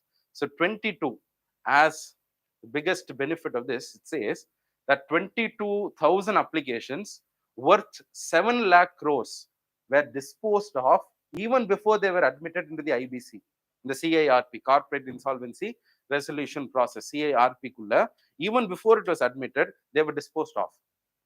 So what does it mean? It means that the companies who are falling into debt are more willing to resolve the companies when it is on the verge of coming under IBC. So it has completely transformed the business relationship here. We will also speak about IBC in the finance sector. Okay, that also is there. So this market-driven, transparent resolution mechanism instills the confidence in the financial market and attracts many investors to invest in this Indian business. So IBC has been bringing trust-based governance into the exit of business. Second, RERA, Real Estate Regulation Authority. This has led to the speedy disputes resolution and redressal of disputes by bringing a window clearance. So many, it also gives the statistics, how many projects were enrolled. Just know that this will bring about a speedy resolution. It has, since the commencement of this, it has disposed nearly 1 lakh complaints. This has brought about a transparency into the real estate and construction business. Third, Companies Act of 2013, many sections were decriminalized. Decriminalization of offenses is a way to improve the trust of citizens on the systems of India. For example, civil offenses. Earlier in the Companies Act, only 18 of the offenses were qualified as civil, and most of the other grave mistakes were errors were counted as criminal offenses. Now, the number of civil offenses have increased. Likewise, the punishment levels, all this have come down in this Companies Act. 4 lakh companies have voluntarily rectified their defaults. Ever since this Companies Act of 2013 was amended in the year 2019, and every year there has been some amendments regarding decriminalization of offenses. Since then, nearly 4 lakh companies have voluntarily come out saying that they have defaulted, they have indulged in these kind of practices, and they have rectified and corrected themselves. This shows that when you dilute the law, sometimes it can bring about the desired effect. Okay, right. So 1,400 laws have been repealed in the last few years. 1,400 laws have been repealed, it seems. Angel taxes has been repealed. Retrospective tax last year has been repealed. All of this is bringing about a confidence into the Indian market. Fourth, tax reforms.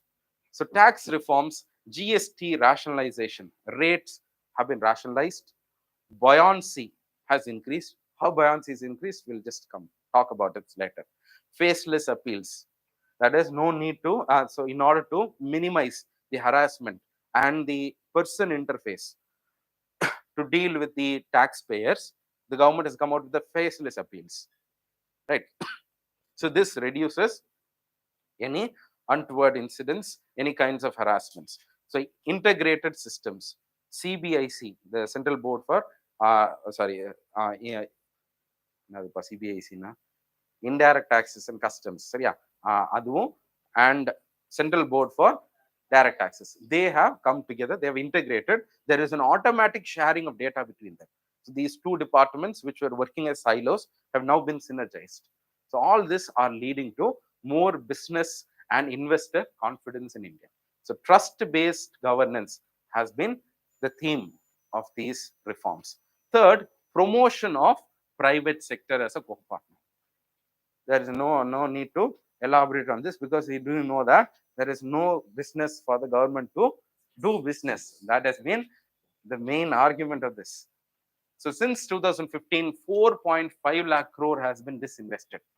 The government of India came out with a new Atmanirbhar Bharat public sector enterprise policy, under which it divides sectors into strategic and non-strategic. Non-strategic will be fully privatized. Strategic will be bare minimum presence the government will have. Okay, so only 4 sectors we have identified under this. So the PLI scheme, production linked incentive schemes, in the last year, 100% foreign direct investments under the automatic route. Those sectors which qualify under the automatic route have been increasing in the last few years. This is to bring private investments not only within India but also from abroad. So national logistics policy to cut down the logistics cost. Startups, and through it lists out all old schemes, so I've not mentioned that. Startups have therefore increased from 452 in 2016 to how much? 84,000. Right, meteoric increase in the number of startups, especially due to startup schemes. அதெல்லாம் வந்தனால இவ்வளவு வந்திருக்கு அப்படின்னு சொல்றாங்க. So the MSMEs also, the emergency credit line, like since last year 1.4 lakh crore MSMEs have participated, 1.4 lakh crore worth of loans have been sanctioned under this credit. So these are ways in which the private sector is not only to be seen an agent of the economy, but to be co-partner in the economic development prospects. Fourth, enhancing productivity in agriculture.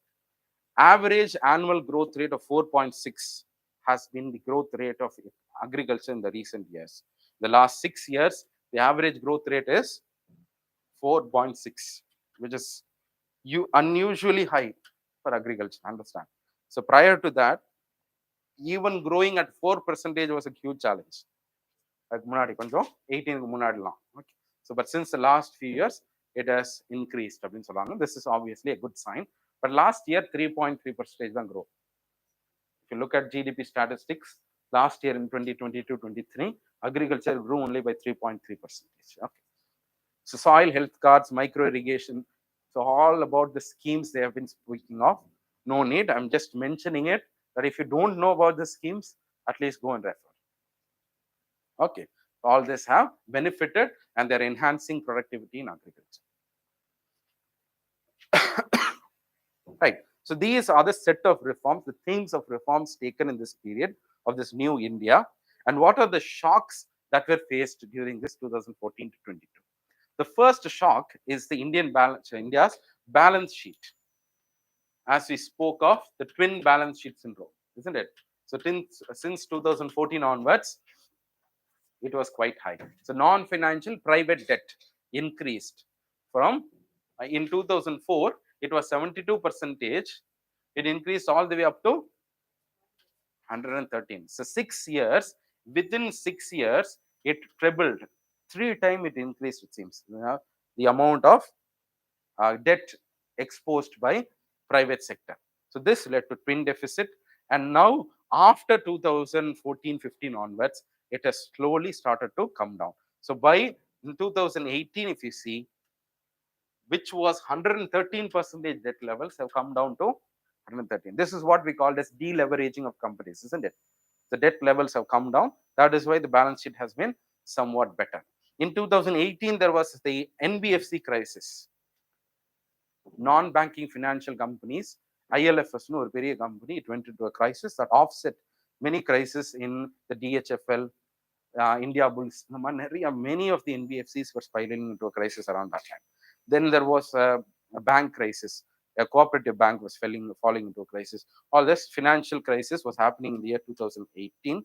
The bank credit growth came down to single digit towards the end of 2019. Right.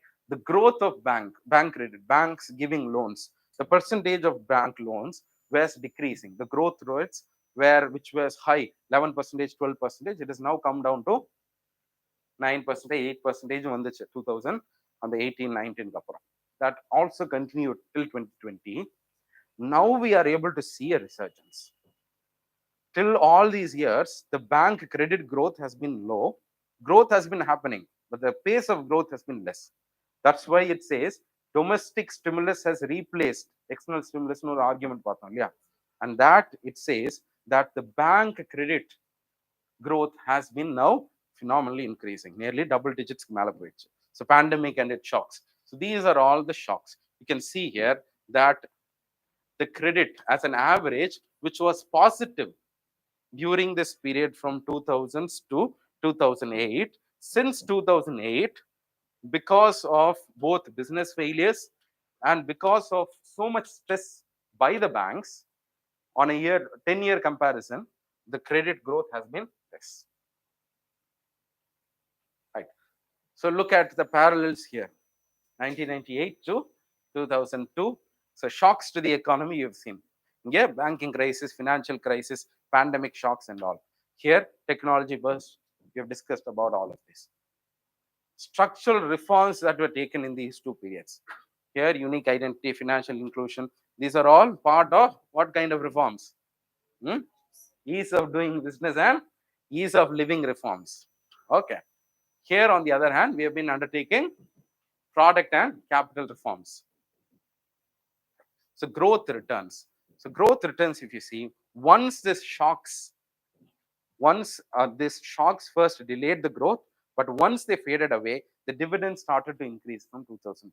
So same way, we are also sitting on a point where the balance sheet, which was stressed till now is showing a positive sign. And therefore, just as the dividend that we reaped since 2004 onwards, especially which peaked in 2008-9, The same is likely to follow right now if we are going to take optimistic note. Okay. Now, right. So this is what is the vision of this. See, understand? We started with what is the state of the economy. Then we discussed in the second chapter called as the medium term policy, medium term outlook. What is the medium term outlook? So it speaks about the medium term outlook is positive because of the reforms that we've been undertaking. Okay. So these reforms have changed certain things. We are going to reap the benefits. What will drive the benefits? What will drive the growth is what is we are going to see. The next decade, what will drive the growth? First, balance sheet repair. And therefore, the financial cycle is poised to turn upside. So we see here that it was upside, then it went negative. Now we are going to get into the positive. Financial cycle is going to go upward. Banks are being able to make more credit and pricing decisions better than before. Right. Second, formalization, inclusion. This will lead up to more opportunities. The first is the cleanup of the balance sheets is going to drive growth. Second is increased formalization due to digitization and financial inclusion. Third, the evolving geopolitical situation also presents a unique opportunity for India.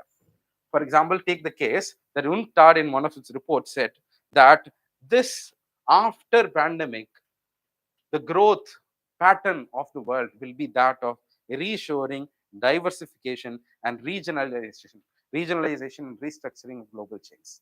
So when the restructuring of global value chains happens, India is a force that will attract this. For example, we are going to diversify because obviously the MNCs, they felt that after pandemic, there's a rethinking in business model itself. They don't want to concentrate their supply chain only in a particular place. For example, China has been the export hub. Almost all the big companies have their assembly plant in China. So China has been following a zero COVID policy and lockdown policy since the last 3 years. Now new companies are aware, they are very cautious, and they are trying to restructure this global scene.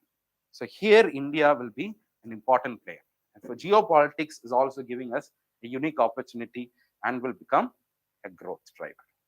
Okay.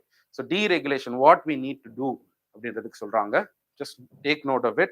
Understand the discussion that I made, I've not brought out data and all. Some facts we are arguing, discussing. You can utilize this in your mains. I'm discuss understand. Just as analytical as possible, we are doing this. So one, deregulation and simplification should continue. Addressing the power sector issues because the discoms financial viability is very, very skilling must be given importance. 21st century challenges such as the climate change, energy transition should be given impetus. This is the way forward that they are doing. So long range plans needs to be formulated and especially secure the metals and minerals that will be essential for our energy transition. We'll discuss a little bit more about this in our sustainable development, right? About what are the challenges to our energy transition. They have dedicated something regarding the presence of critical elements, the inevitability of critical elements in our energy transition and how it poses a challenge they have given. Okay. So public asset monetization, the restored credit cycle will lead to private investment cycle, public digital infrastructure. For example, this public digital infrastructure alone has the potential to increase the GDP by 50 to 60 basis points, it seems. If we are growing by 6 without digitization, this public digital infrastructure such as Aadhaar, Jam Trinity, all of these e-Shram portals, all of this is likely to increase the growth by at least 50 to 60 basis points.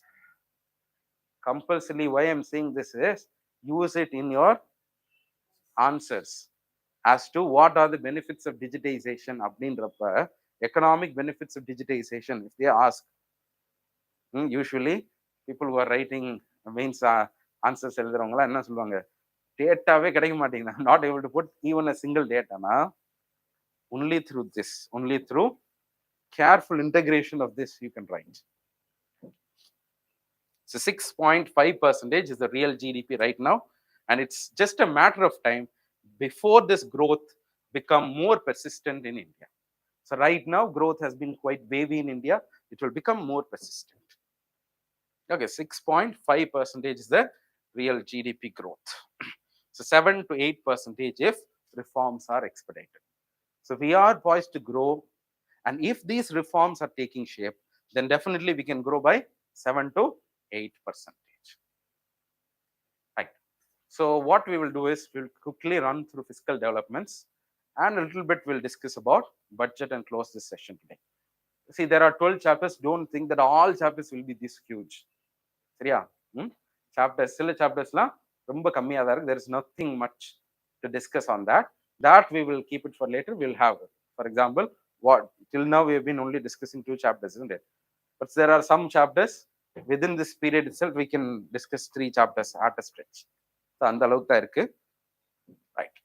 So fiscal developments, revenue relish அப்படின்றதான் டாபிக்கோட பேர், which means revenue in recent times have been picking up in India. Okay, do you need a break? Okay.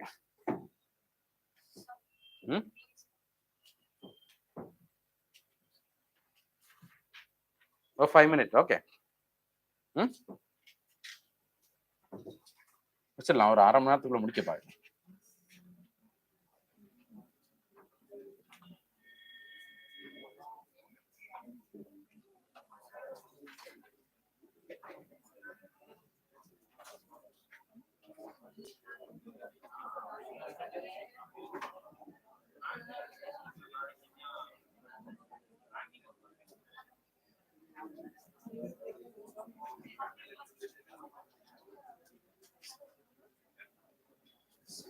This pent-up demand, how it will be increased suddenly, sir? Just 1 minute.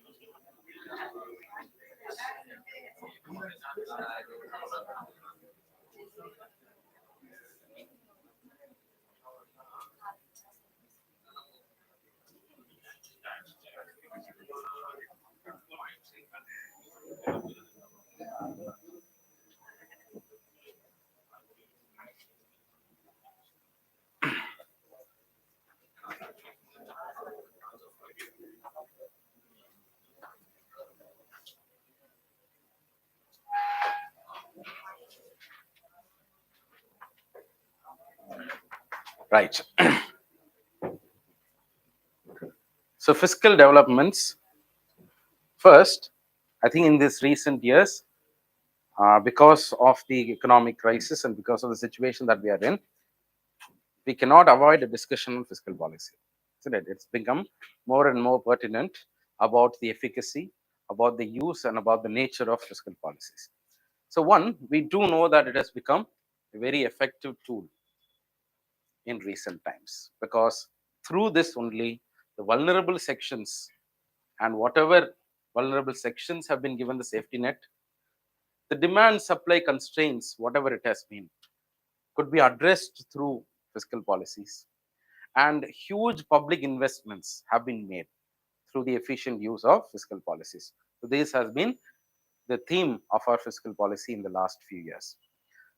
Unlike other countries, for example, in other countries, we discussed that they front loaded their fiscal policies. First day வந்து என்ன பண்ணிட்டாங்க பயங்கரமா உள்ள போட்டாங்க.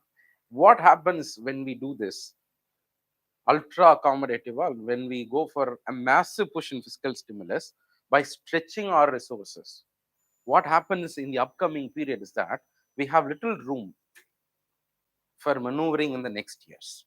Next years, if at all there is a crisis, at that time it is impossible for us to stretch our balances. That is why we always need to be very cautious. India has been cautious in that. Now, let's say because of this, the economy has heated up, inflation is going, all of this is happening. Now there has been a trade-off between maintaining this stimulus and withdrawing the stimulus, because we have to maintain the stimulus because still growth potential is low. Still we are growing under the growth potential. Why we have to withdraw? See, do you think inflation can be contained when only the RB alone is undertaking a tight policy, but the government is following an expansive policy? At this time, do you think the government should be giving stimulus? No. So when should we withdraw?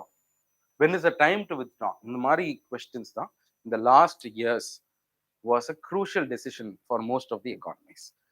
So sudden withdrawal may have long term or medium term costs in terms of growth. Slow withdrawal பண்ணோம்னா என்ன ஆகும்? மறுபடியும் inflation வரும். So this is a policy dilemma for our fiscal policy makers. And also, if let's say this kind of dilemma will lead to unorthodoxy or novelty in approaches.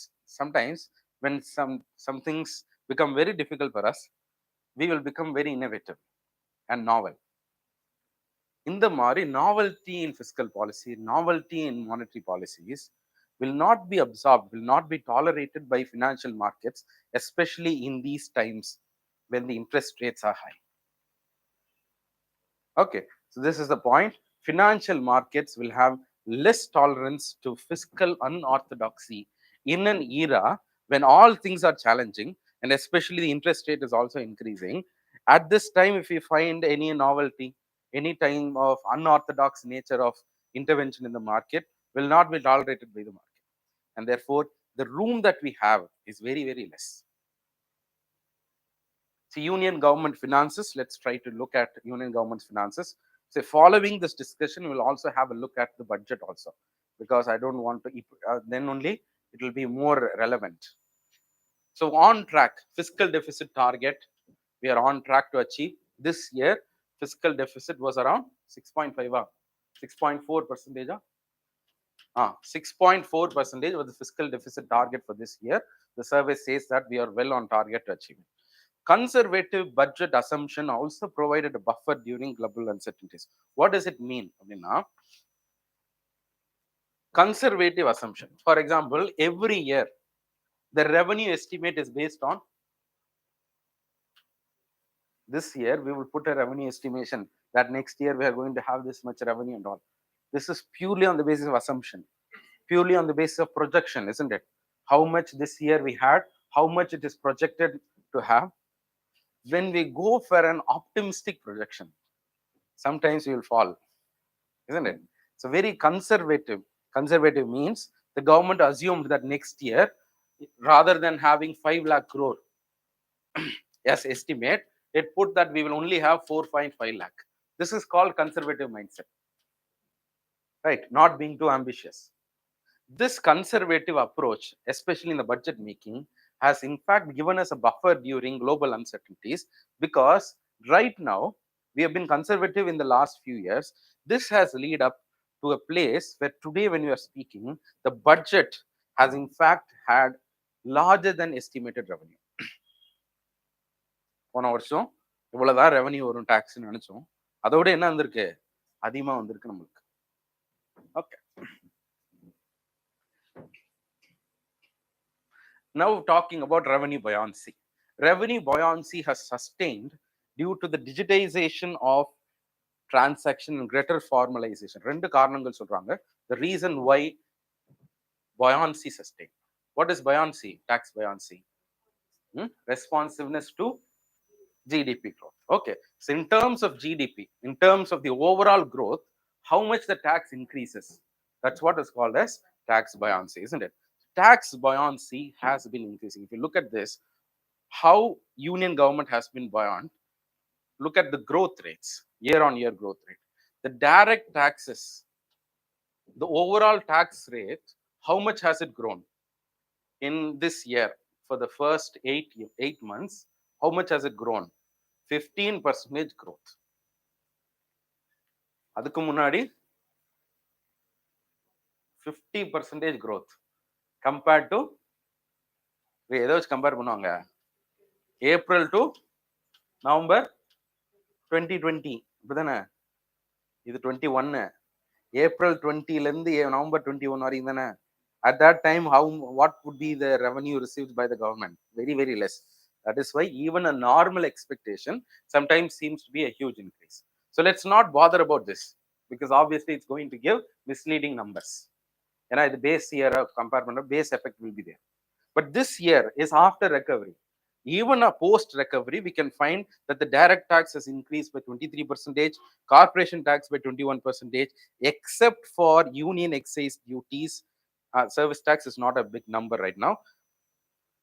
Even indirect tax, GST, corporation taxes, personal income taxes, corporation taxes, and all the major sources of revenue has shown, all of them have shown a double digit, in fact a very high number. 23% growth is unexpected of. Okay, so this is what we call as revenue buoyancy. So last year, the government of India has been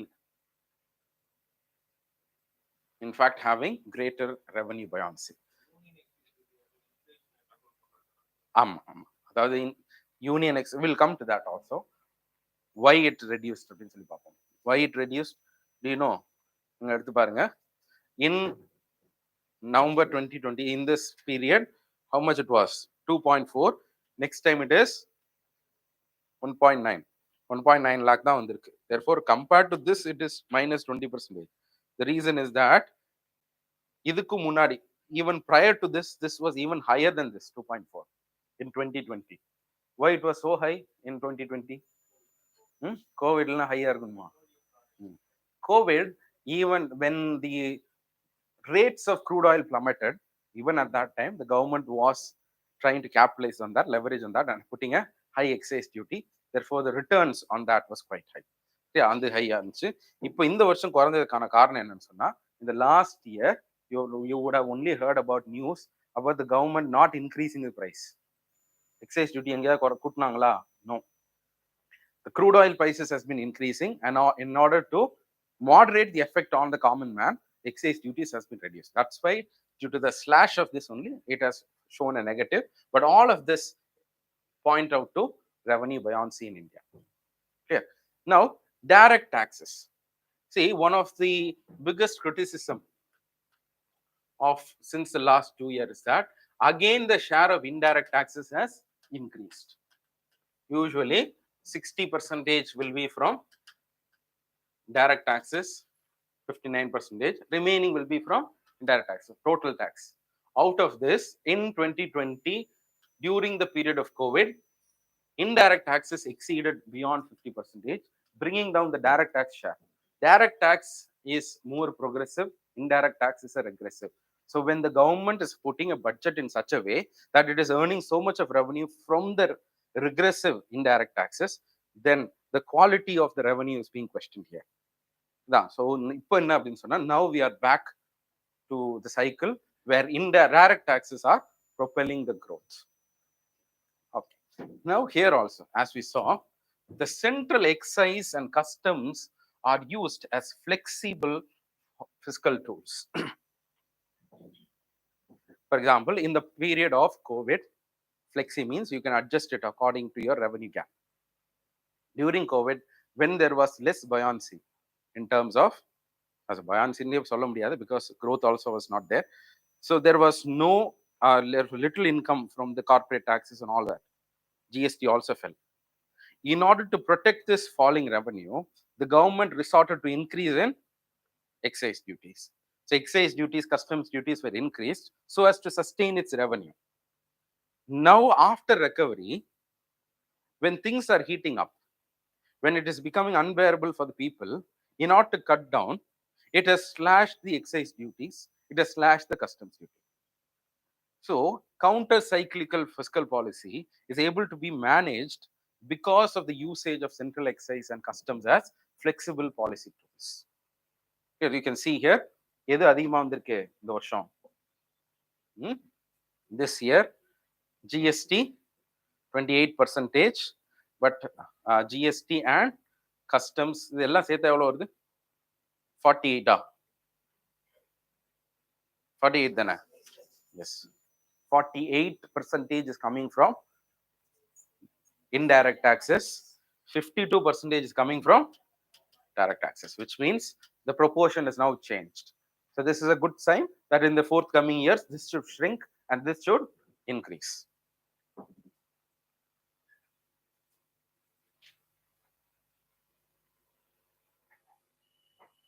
Stabilizing GST revenue. Second part that we can find that the survey assesses is that one, not only is the buoyancy increasing and the GST revenue is showing up, it is also stabilized. For example, an average of 1.5 lakh crore has been estimated since last year. So this is for this year. You can find here that in the last year of 2022, almost all of the months have been beyond 1.4 lakhs, isn't it? So every month GST collection has been increasing. Compare it to 2021, compare it to 2022, you can find. In 2022, March, April, எவ்வளவு போயிருக்கு? 1. இதே டைம்ல இங்க எவ்வளவு போயிருக்கு? 1.6 lakh crore generate பண்ணது. In 2020, how much is it gone? 0.3 lakh crores. Obviously, on the time fiscal deficit would have been shooting up. So the one thing that after this, the recovery has been happening. Usually in the time of March, it will increase. Yeah, because year end, அந்த டைம்ல collections எல்லாம் grow. Why this has increased? One, growth also has been increasing. Second, this recovery, along with the recovery, nationwide crackdown on GST evaders, fake bills, inverted duty structures, all of this has also led to the stabilizing GST revenue. So the compliance burden has decreased. Growth is also increasing. That's why GST has stabilized. Not just it's not a one-off phenomenon. All throughout the year it has increased, and the average collections last year is 1.5 lakh. Now, you see inverted duty structures. For example, the raw materials input, the raw materials duty will be higher, finished process will be lower. The finished products tax will be lower sometimes, but the raw materials product will be higher. Sometimes because of we are clubbing most of the items under this slab, isn't it? So all of this, since the last year in the GST Council, if at all there is an inverted structure like this, we have been trying to correct it. So this correction should also have translated into higher incomes. That's what is the argument here. So has the shift to GST improved the buoyancy or not is the next question. Shifting to GST, has it improved India's tax buoyancy or not? So with this question, you can look at this particular chart and you can find that the pre-GST period and the post-GST period.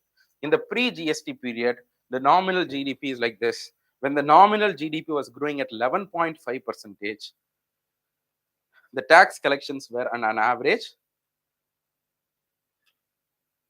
11.53. So tax is growing at 11.53. GDP is growing at 11.54. Therefore, if you divide this, 0.998, nearly equal to 1, is the tax buoyancy. Post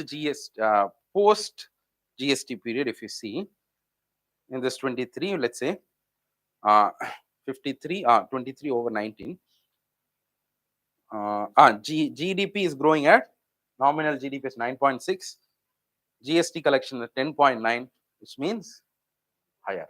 And for statistically by numbers itself, it says that the pre-indirect tax regime and the post-GST system, post-GST shows a higher buoyancy compared to the pre-GST era. Clear? Right. So other revenues also, non-tax revenue in terms of interest, dividend, surplus given by loans repaid. The Mariana non-tax revenue, fees collected also is on track. Disinvestment also the government has committed this year, but the commitment sometimes falls short because not only because of the policy decisions of the government, because of the market situation. Sometimes the government wants to disinvest certain companies, but last year the stock market, the capital market was not performing well, and therefore at this time if they sell, the proceeds will be very less for the government. The stock value will be very less. Therefore, market dependent. Therefore, sometimes disinvestments we are not able to reach the proceeds. Pragmatic expenditure. So this is regarding the revenue. Now coming to the expenditure policy. Expenditure has been a case of pragmatism and reprioritization. So revenue expenditure sometimes is influenced by geopolitical developments. For example, last year, due to this COVID war, we knew that fertilizer prices increased, food prices were, wheat prices were increasing, all of this were happening, due to which subsidy allocation increased.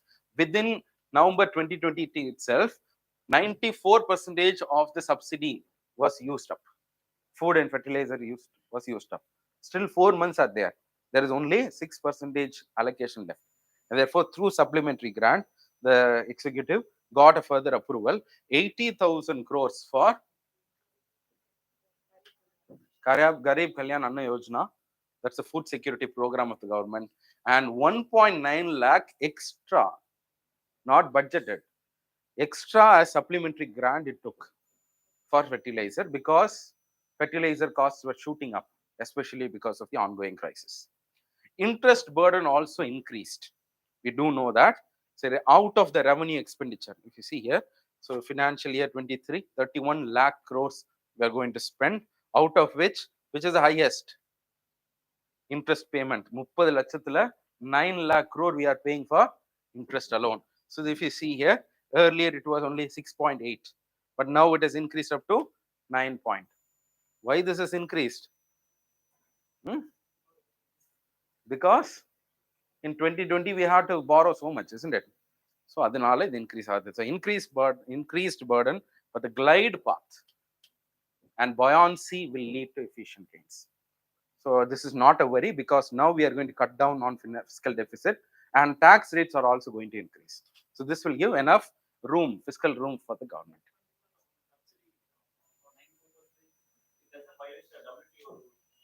அது கிடையாது. No, no, no. See, that's not. I'm saying about the allocated for the budget. The government had approved, asked the approval of the government last year that it will use up to 3 lakh crore for subsidies. 2.9 lakh they've used. That's what is the 94%. Okay, so the subsidy usage itself is not going to violate. Sometimes, if it violates, maybe they will put a case. But for agriculture, fertilizers, and all, we have this agreement on agriculture. There's a peace clause available for us. So that's not going to be a problem. Right. So, second, revenue expenditure has been rising due to various factors.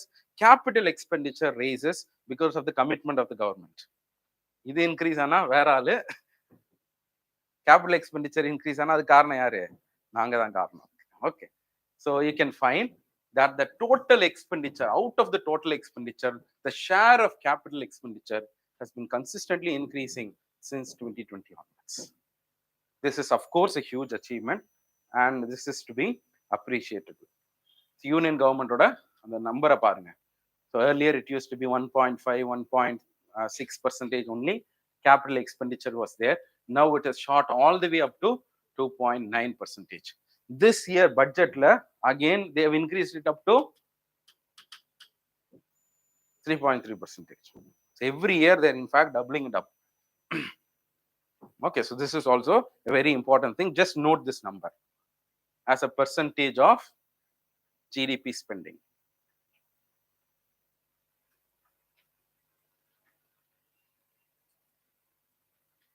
Sorry, not GDP.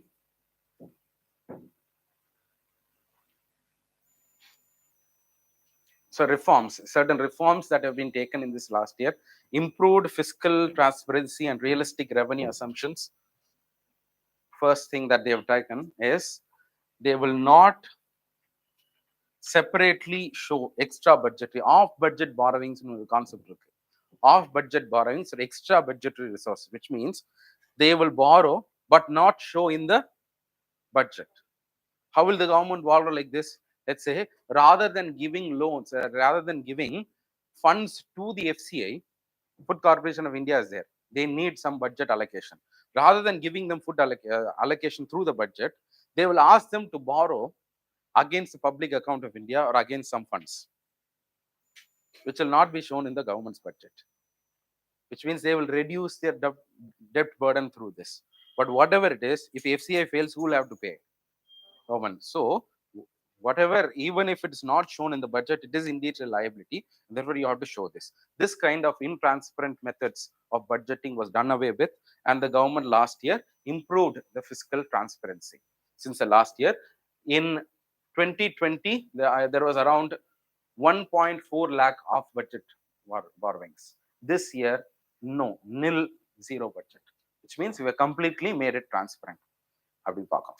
Discontinuation of the plan non-plan classification post the 2017, that is on the last plan முடிஞ்ச உடனே we have done away with plan and non-plan distinction.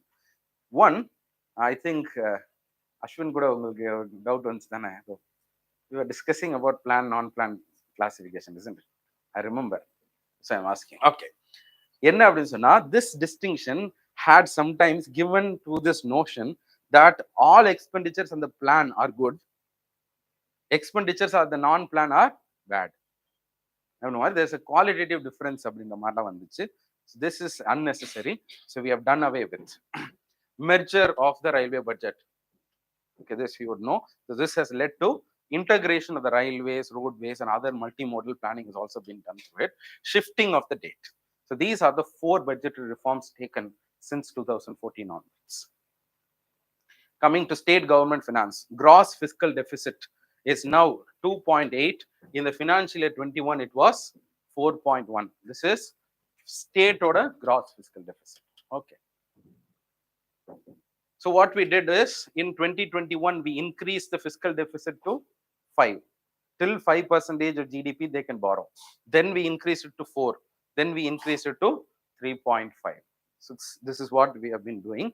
The government has been doing. The growth of own taxes, the own tax of the state and the own non-tax revenues of the state has also seen a high growth in this period, which means that even their finances is on track.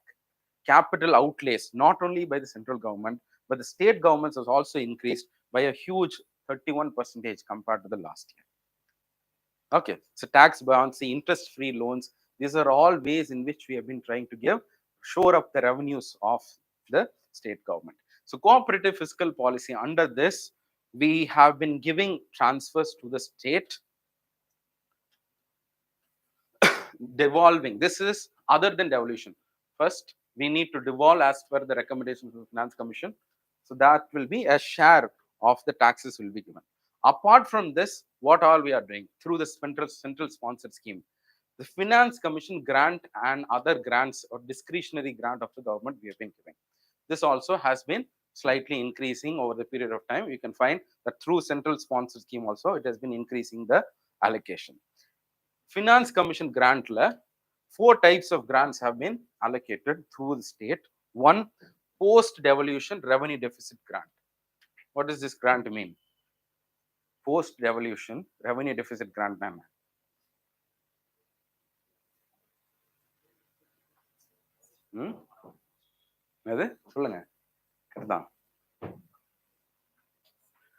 Devolution means the share of the central taxes has to be devolved to the state.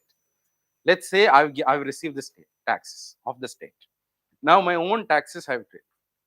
Despite all of that, I'm having a revenue deficit. For meeting this revenue deficit, again, who will give a grant? Central will have to give grant. That is called as post-devolution revenue deficit grant. Second, disaster management grants, local body grant, health sector grants. These are the 4 important grants that has been recommended by the 15th Finance Commission. And under all of this, there has been allocation given. So this is also the way in which cooperative fiscal policy is being held up. State கேட்டாதான் தெரியும் எப்படின்ட்டு. Okay. Now coming to GST, the GST எடுத்து பாத்தீங்கன்னா there have been many debates around the rate rationalization, simplification of returns, compensation, இந்த மாதிரி நிறைய விஷயங்களை பத்தி பேசிட்டு இருக்கோம். Single rate போடலாமா, whether we have to pay compensation to the states. This has been the debate around GST. But one question that we have failed to ask is, what is the impact of GST on the state's revenue? அதெல்லாம் இருக்குப்பா. Let's say post the GST, in what way have they been affected அப்படின்ற ஒரு கேள்வி இருக்கு. Autonomy, that and all we have been speaking of. We have been speaking about cooperative federalism, all of that. What is the revenue in terms of money, monetary terms? What has actually happened to the state after GST? Whether it has actually reduced their revenue or it has increased their revenue, that is a question. It has raised this question, it is also given the answer for this. The answer என்னவா இருக்குமோ?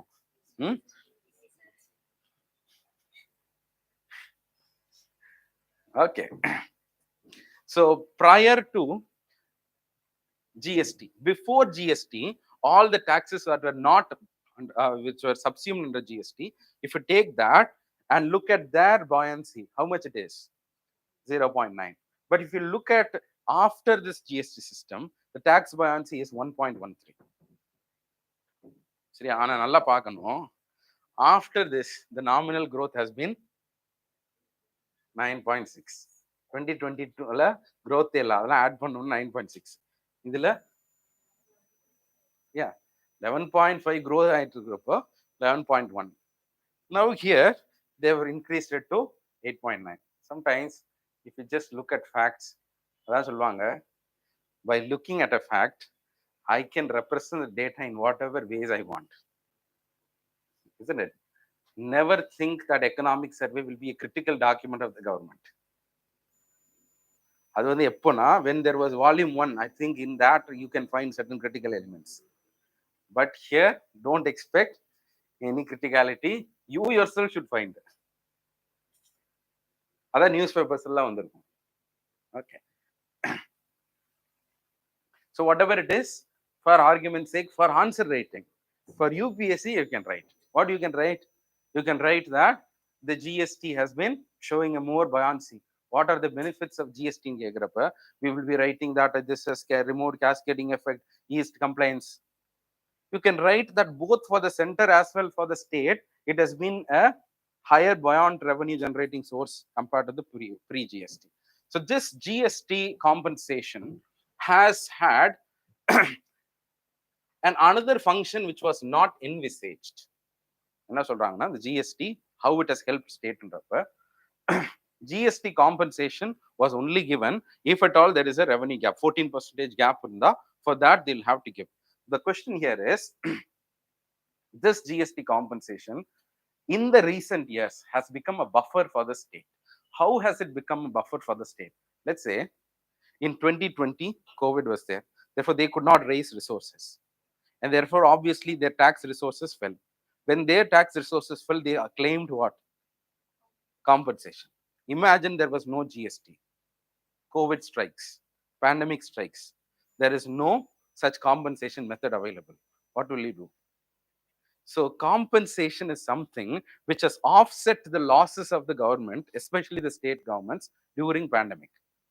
So it has acted as a buffer for the state. But this was not the objective of GST compensation. But in fact, it has responded. Apart from this compensation, the loan components also played a crucial role for the state finance. For example, extra 3.5% loan. This 5% 0.5 should be linked to one nation, one ration reforms, local body election, local body reforms, ease of doing business reform, power sector reforms. So through conditionality, we were able to increase the borrowing limits by emphasizing that it should not be diverted for wasteful expenditures.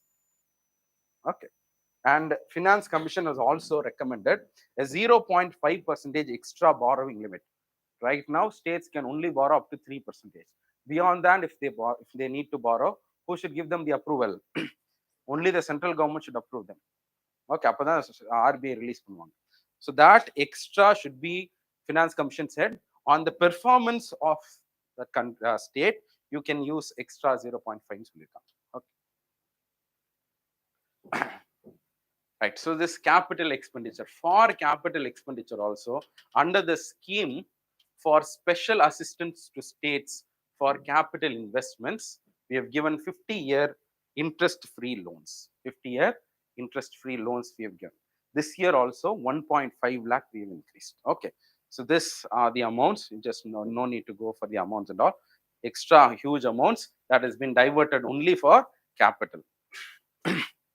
Reduces this kind of interest-free loans. One, it has two functions. One, it reduces the interest burden of the states. For example, if the state wanted to themselves invest in capital, let's say roads, bridges, or something like that, they should have taken loan, they should have paid interest for that. That interest rate has come down. Second, by doing so, they have extra. Now, the loan has been given by the central government. Now they can borrow more for their own resources, isn't it? For that also they can use. Sometimes states also have taken their own initiatives. For example, property taxes were revised in Tamil Nadu recently. It points out the example. Liquor tariffs, power tariffs, and all states have also been trying to ramp up their revenues. So debt profile, now we have seen the finances of the state, finances of the central. Now the debt profile of the central general government will see. Now the global debt average is 91% of the global GDP. For India, it is how much? 88%, I think. Now, what are the factors? What are the features of India's government debt? Now, one, only 4.9% of the debt is denominated in other currencies, which means completely it is dependent on internal debt, isn't it? Because it is dependent on internal debt, it is immune to currency risk. So low currency risk is an important factor of the government. Second, low interest rate risk. For example, when will interest rate increase or decrease? When it is floating. When it is fixed, it will not do. Only 1.7% of the securities issued in India are on the basis of floating rates. So it also represents a low interest rate risk. Second, rollover risk. Let's say if the bond is only 5 years, in 4 years, if you are not able to manage, for repaying of the fifth year, you need to again take a loan, isn't it? Then only you can repay. It depends on roll on. This roll on risk will minimize if you have longer tenures. So compared to 2010, in 2010, 9.5 was the average tenure of government securities. Now it is increased to 11.5. This all is the debt profile or the features of the debt profile of the government. One, total debt என்ன அப்படின்னு தெரியணும். Second, low currency risk, low interest rate risk, and low rollover risk. Okay, sorry, this is the number, exact number. Both here we are speaking about both central and state. Okay, so it is moderate in comparison.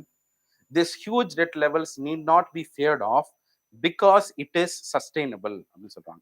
Debt sustainability. Need not fear about debt because it is sustainable, for which it speaks about something called as growth rate and interest rate. Growth and interest rate differential அப்படின்னு ஒரு வார்த்தை use பண்றாங்க. It is positive in India and therefore India need not worry அப்படின்னு சொல்றாங்க. When I was reading about this, I could recall that in 2019-20, 2020 நினைக்கிறேன், in 2020 or 2019, there was a completely different way of argument. இது அப்படியே flip ஆகி interest rate growth differential அப்படின்னு ஒரு term they had used. Interest rate growth differential. Therefore, when the growth is high, interest rate is low, which means it will be negative, isn't it? Interest rate is high. Look at this. Interest rate is high. So interest rate is low, growth rate is high. It will be negative, isn't it? As long as this is negative, as long as there is high growth, India need not fear for debt sustainability. No matter how much it borrows, no need to worry. That was the argument. This time they have completely flipped it up and they're saying that the growth and the interest rate differential, as long as they are positive, என்ன நான் சொல்றான் பாருன்ற மாதிரி தான் இருந்துச்சு எனக்கு. Global டெட்னா India மாதிரி எல்லாரும் டெப்ட் வாங்கியிருப்பாங்களே, எல்லாரோட கடனும் ஒட்டுமொத்த உலகத்தோட ஜிடிபியில் உலகம் ஃபுல்லா நாடுகள் ஃபுல்லா எவ்வளவு கடன் வாங்கியிருக்காங்க. ஜிடிபி உலகத்தோட வேர்ல்டு ஜிடிபியில் 91% கடன் வாங்கியிருக்காங்க ஆவரேஜா. அதுல இந்தியா வந்து 86 பாயிண்ட்ஸ் நம்மளோட context. Therefore this growth is high, interest rate is less அப்படின்றப்ப இது பாசிட்டிவா இருக்கும் அப்படிதானே. As long as we are having a higher growth, we need not worry for debt sustainability. So this is the main argument. You can also use this particular point.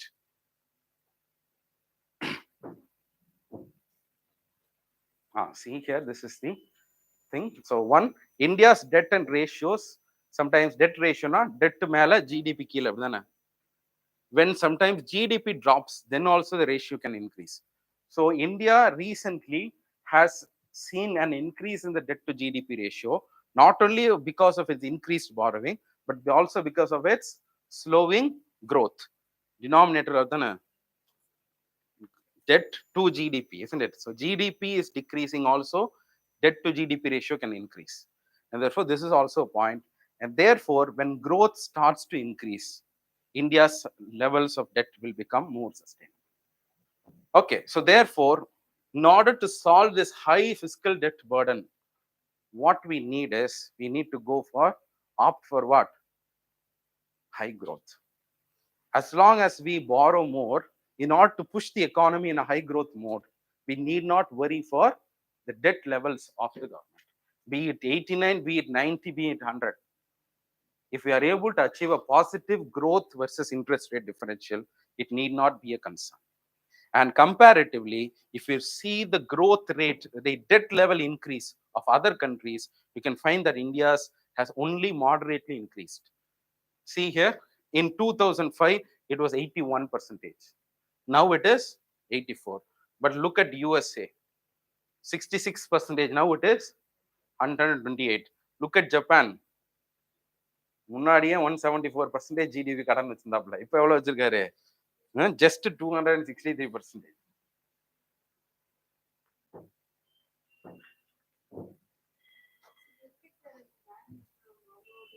அவங்களுக்கு பயம் இல்ல, sovereign dead எப்படியாவது tax வாங்கி பண்ணிட்டே இருப்பான். So I think we will conclude, and tomorrow we will just see the budget. I think you will have a retention memory till tomorrow. அதனால நாளைக்கு பார்க்கலாம். Okay, because I don't want to stretch it out. ரொம்ப எக்ஸாஸ்டிவா இருக்கும். So we'll conclude. So with this conclusion, what we want to say is fiscal glide path illuminates the path for fiscal policy. That means the fiscal deficit will be showing a glide, and therefore when we show fiscal discipline right now, it will become a fiscal stimulus for sections of the society later. How? Let's say through low interest rate. Adu enna low interest rate? Today we have shown fiscal deficit. What will happen? Fiscal deficit lower பண்றோம். We are bringing it down. When we are lowering it, what will happen in the consequence? We are not pushing so much in the economy. When we are not pushing so much, inflation will come down, isn't it? When inflation comes down, interest rate will come down. When interest rate comes down, the rate of borrowing for the economy will also come down. That is how they will have a stimulus. Therefore, fiscal discipline is important. It is needed in India. So it will low down. Okay, it will put more money into the people's hand. Therefore, the center should continue incentivizing the state for reforms and higher capital spending.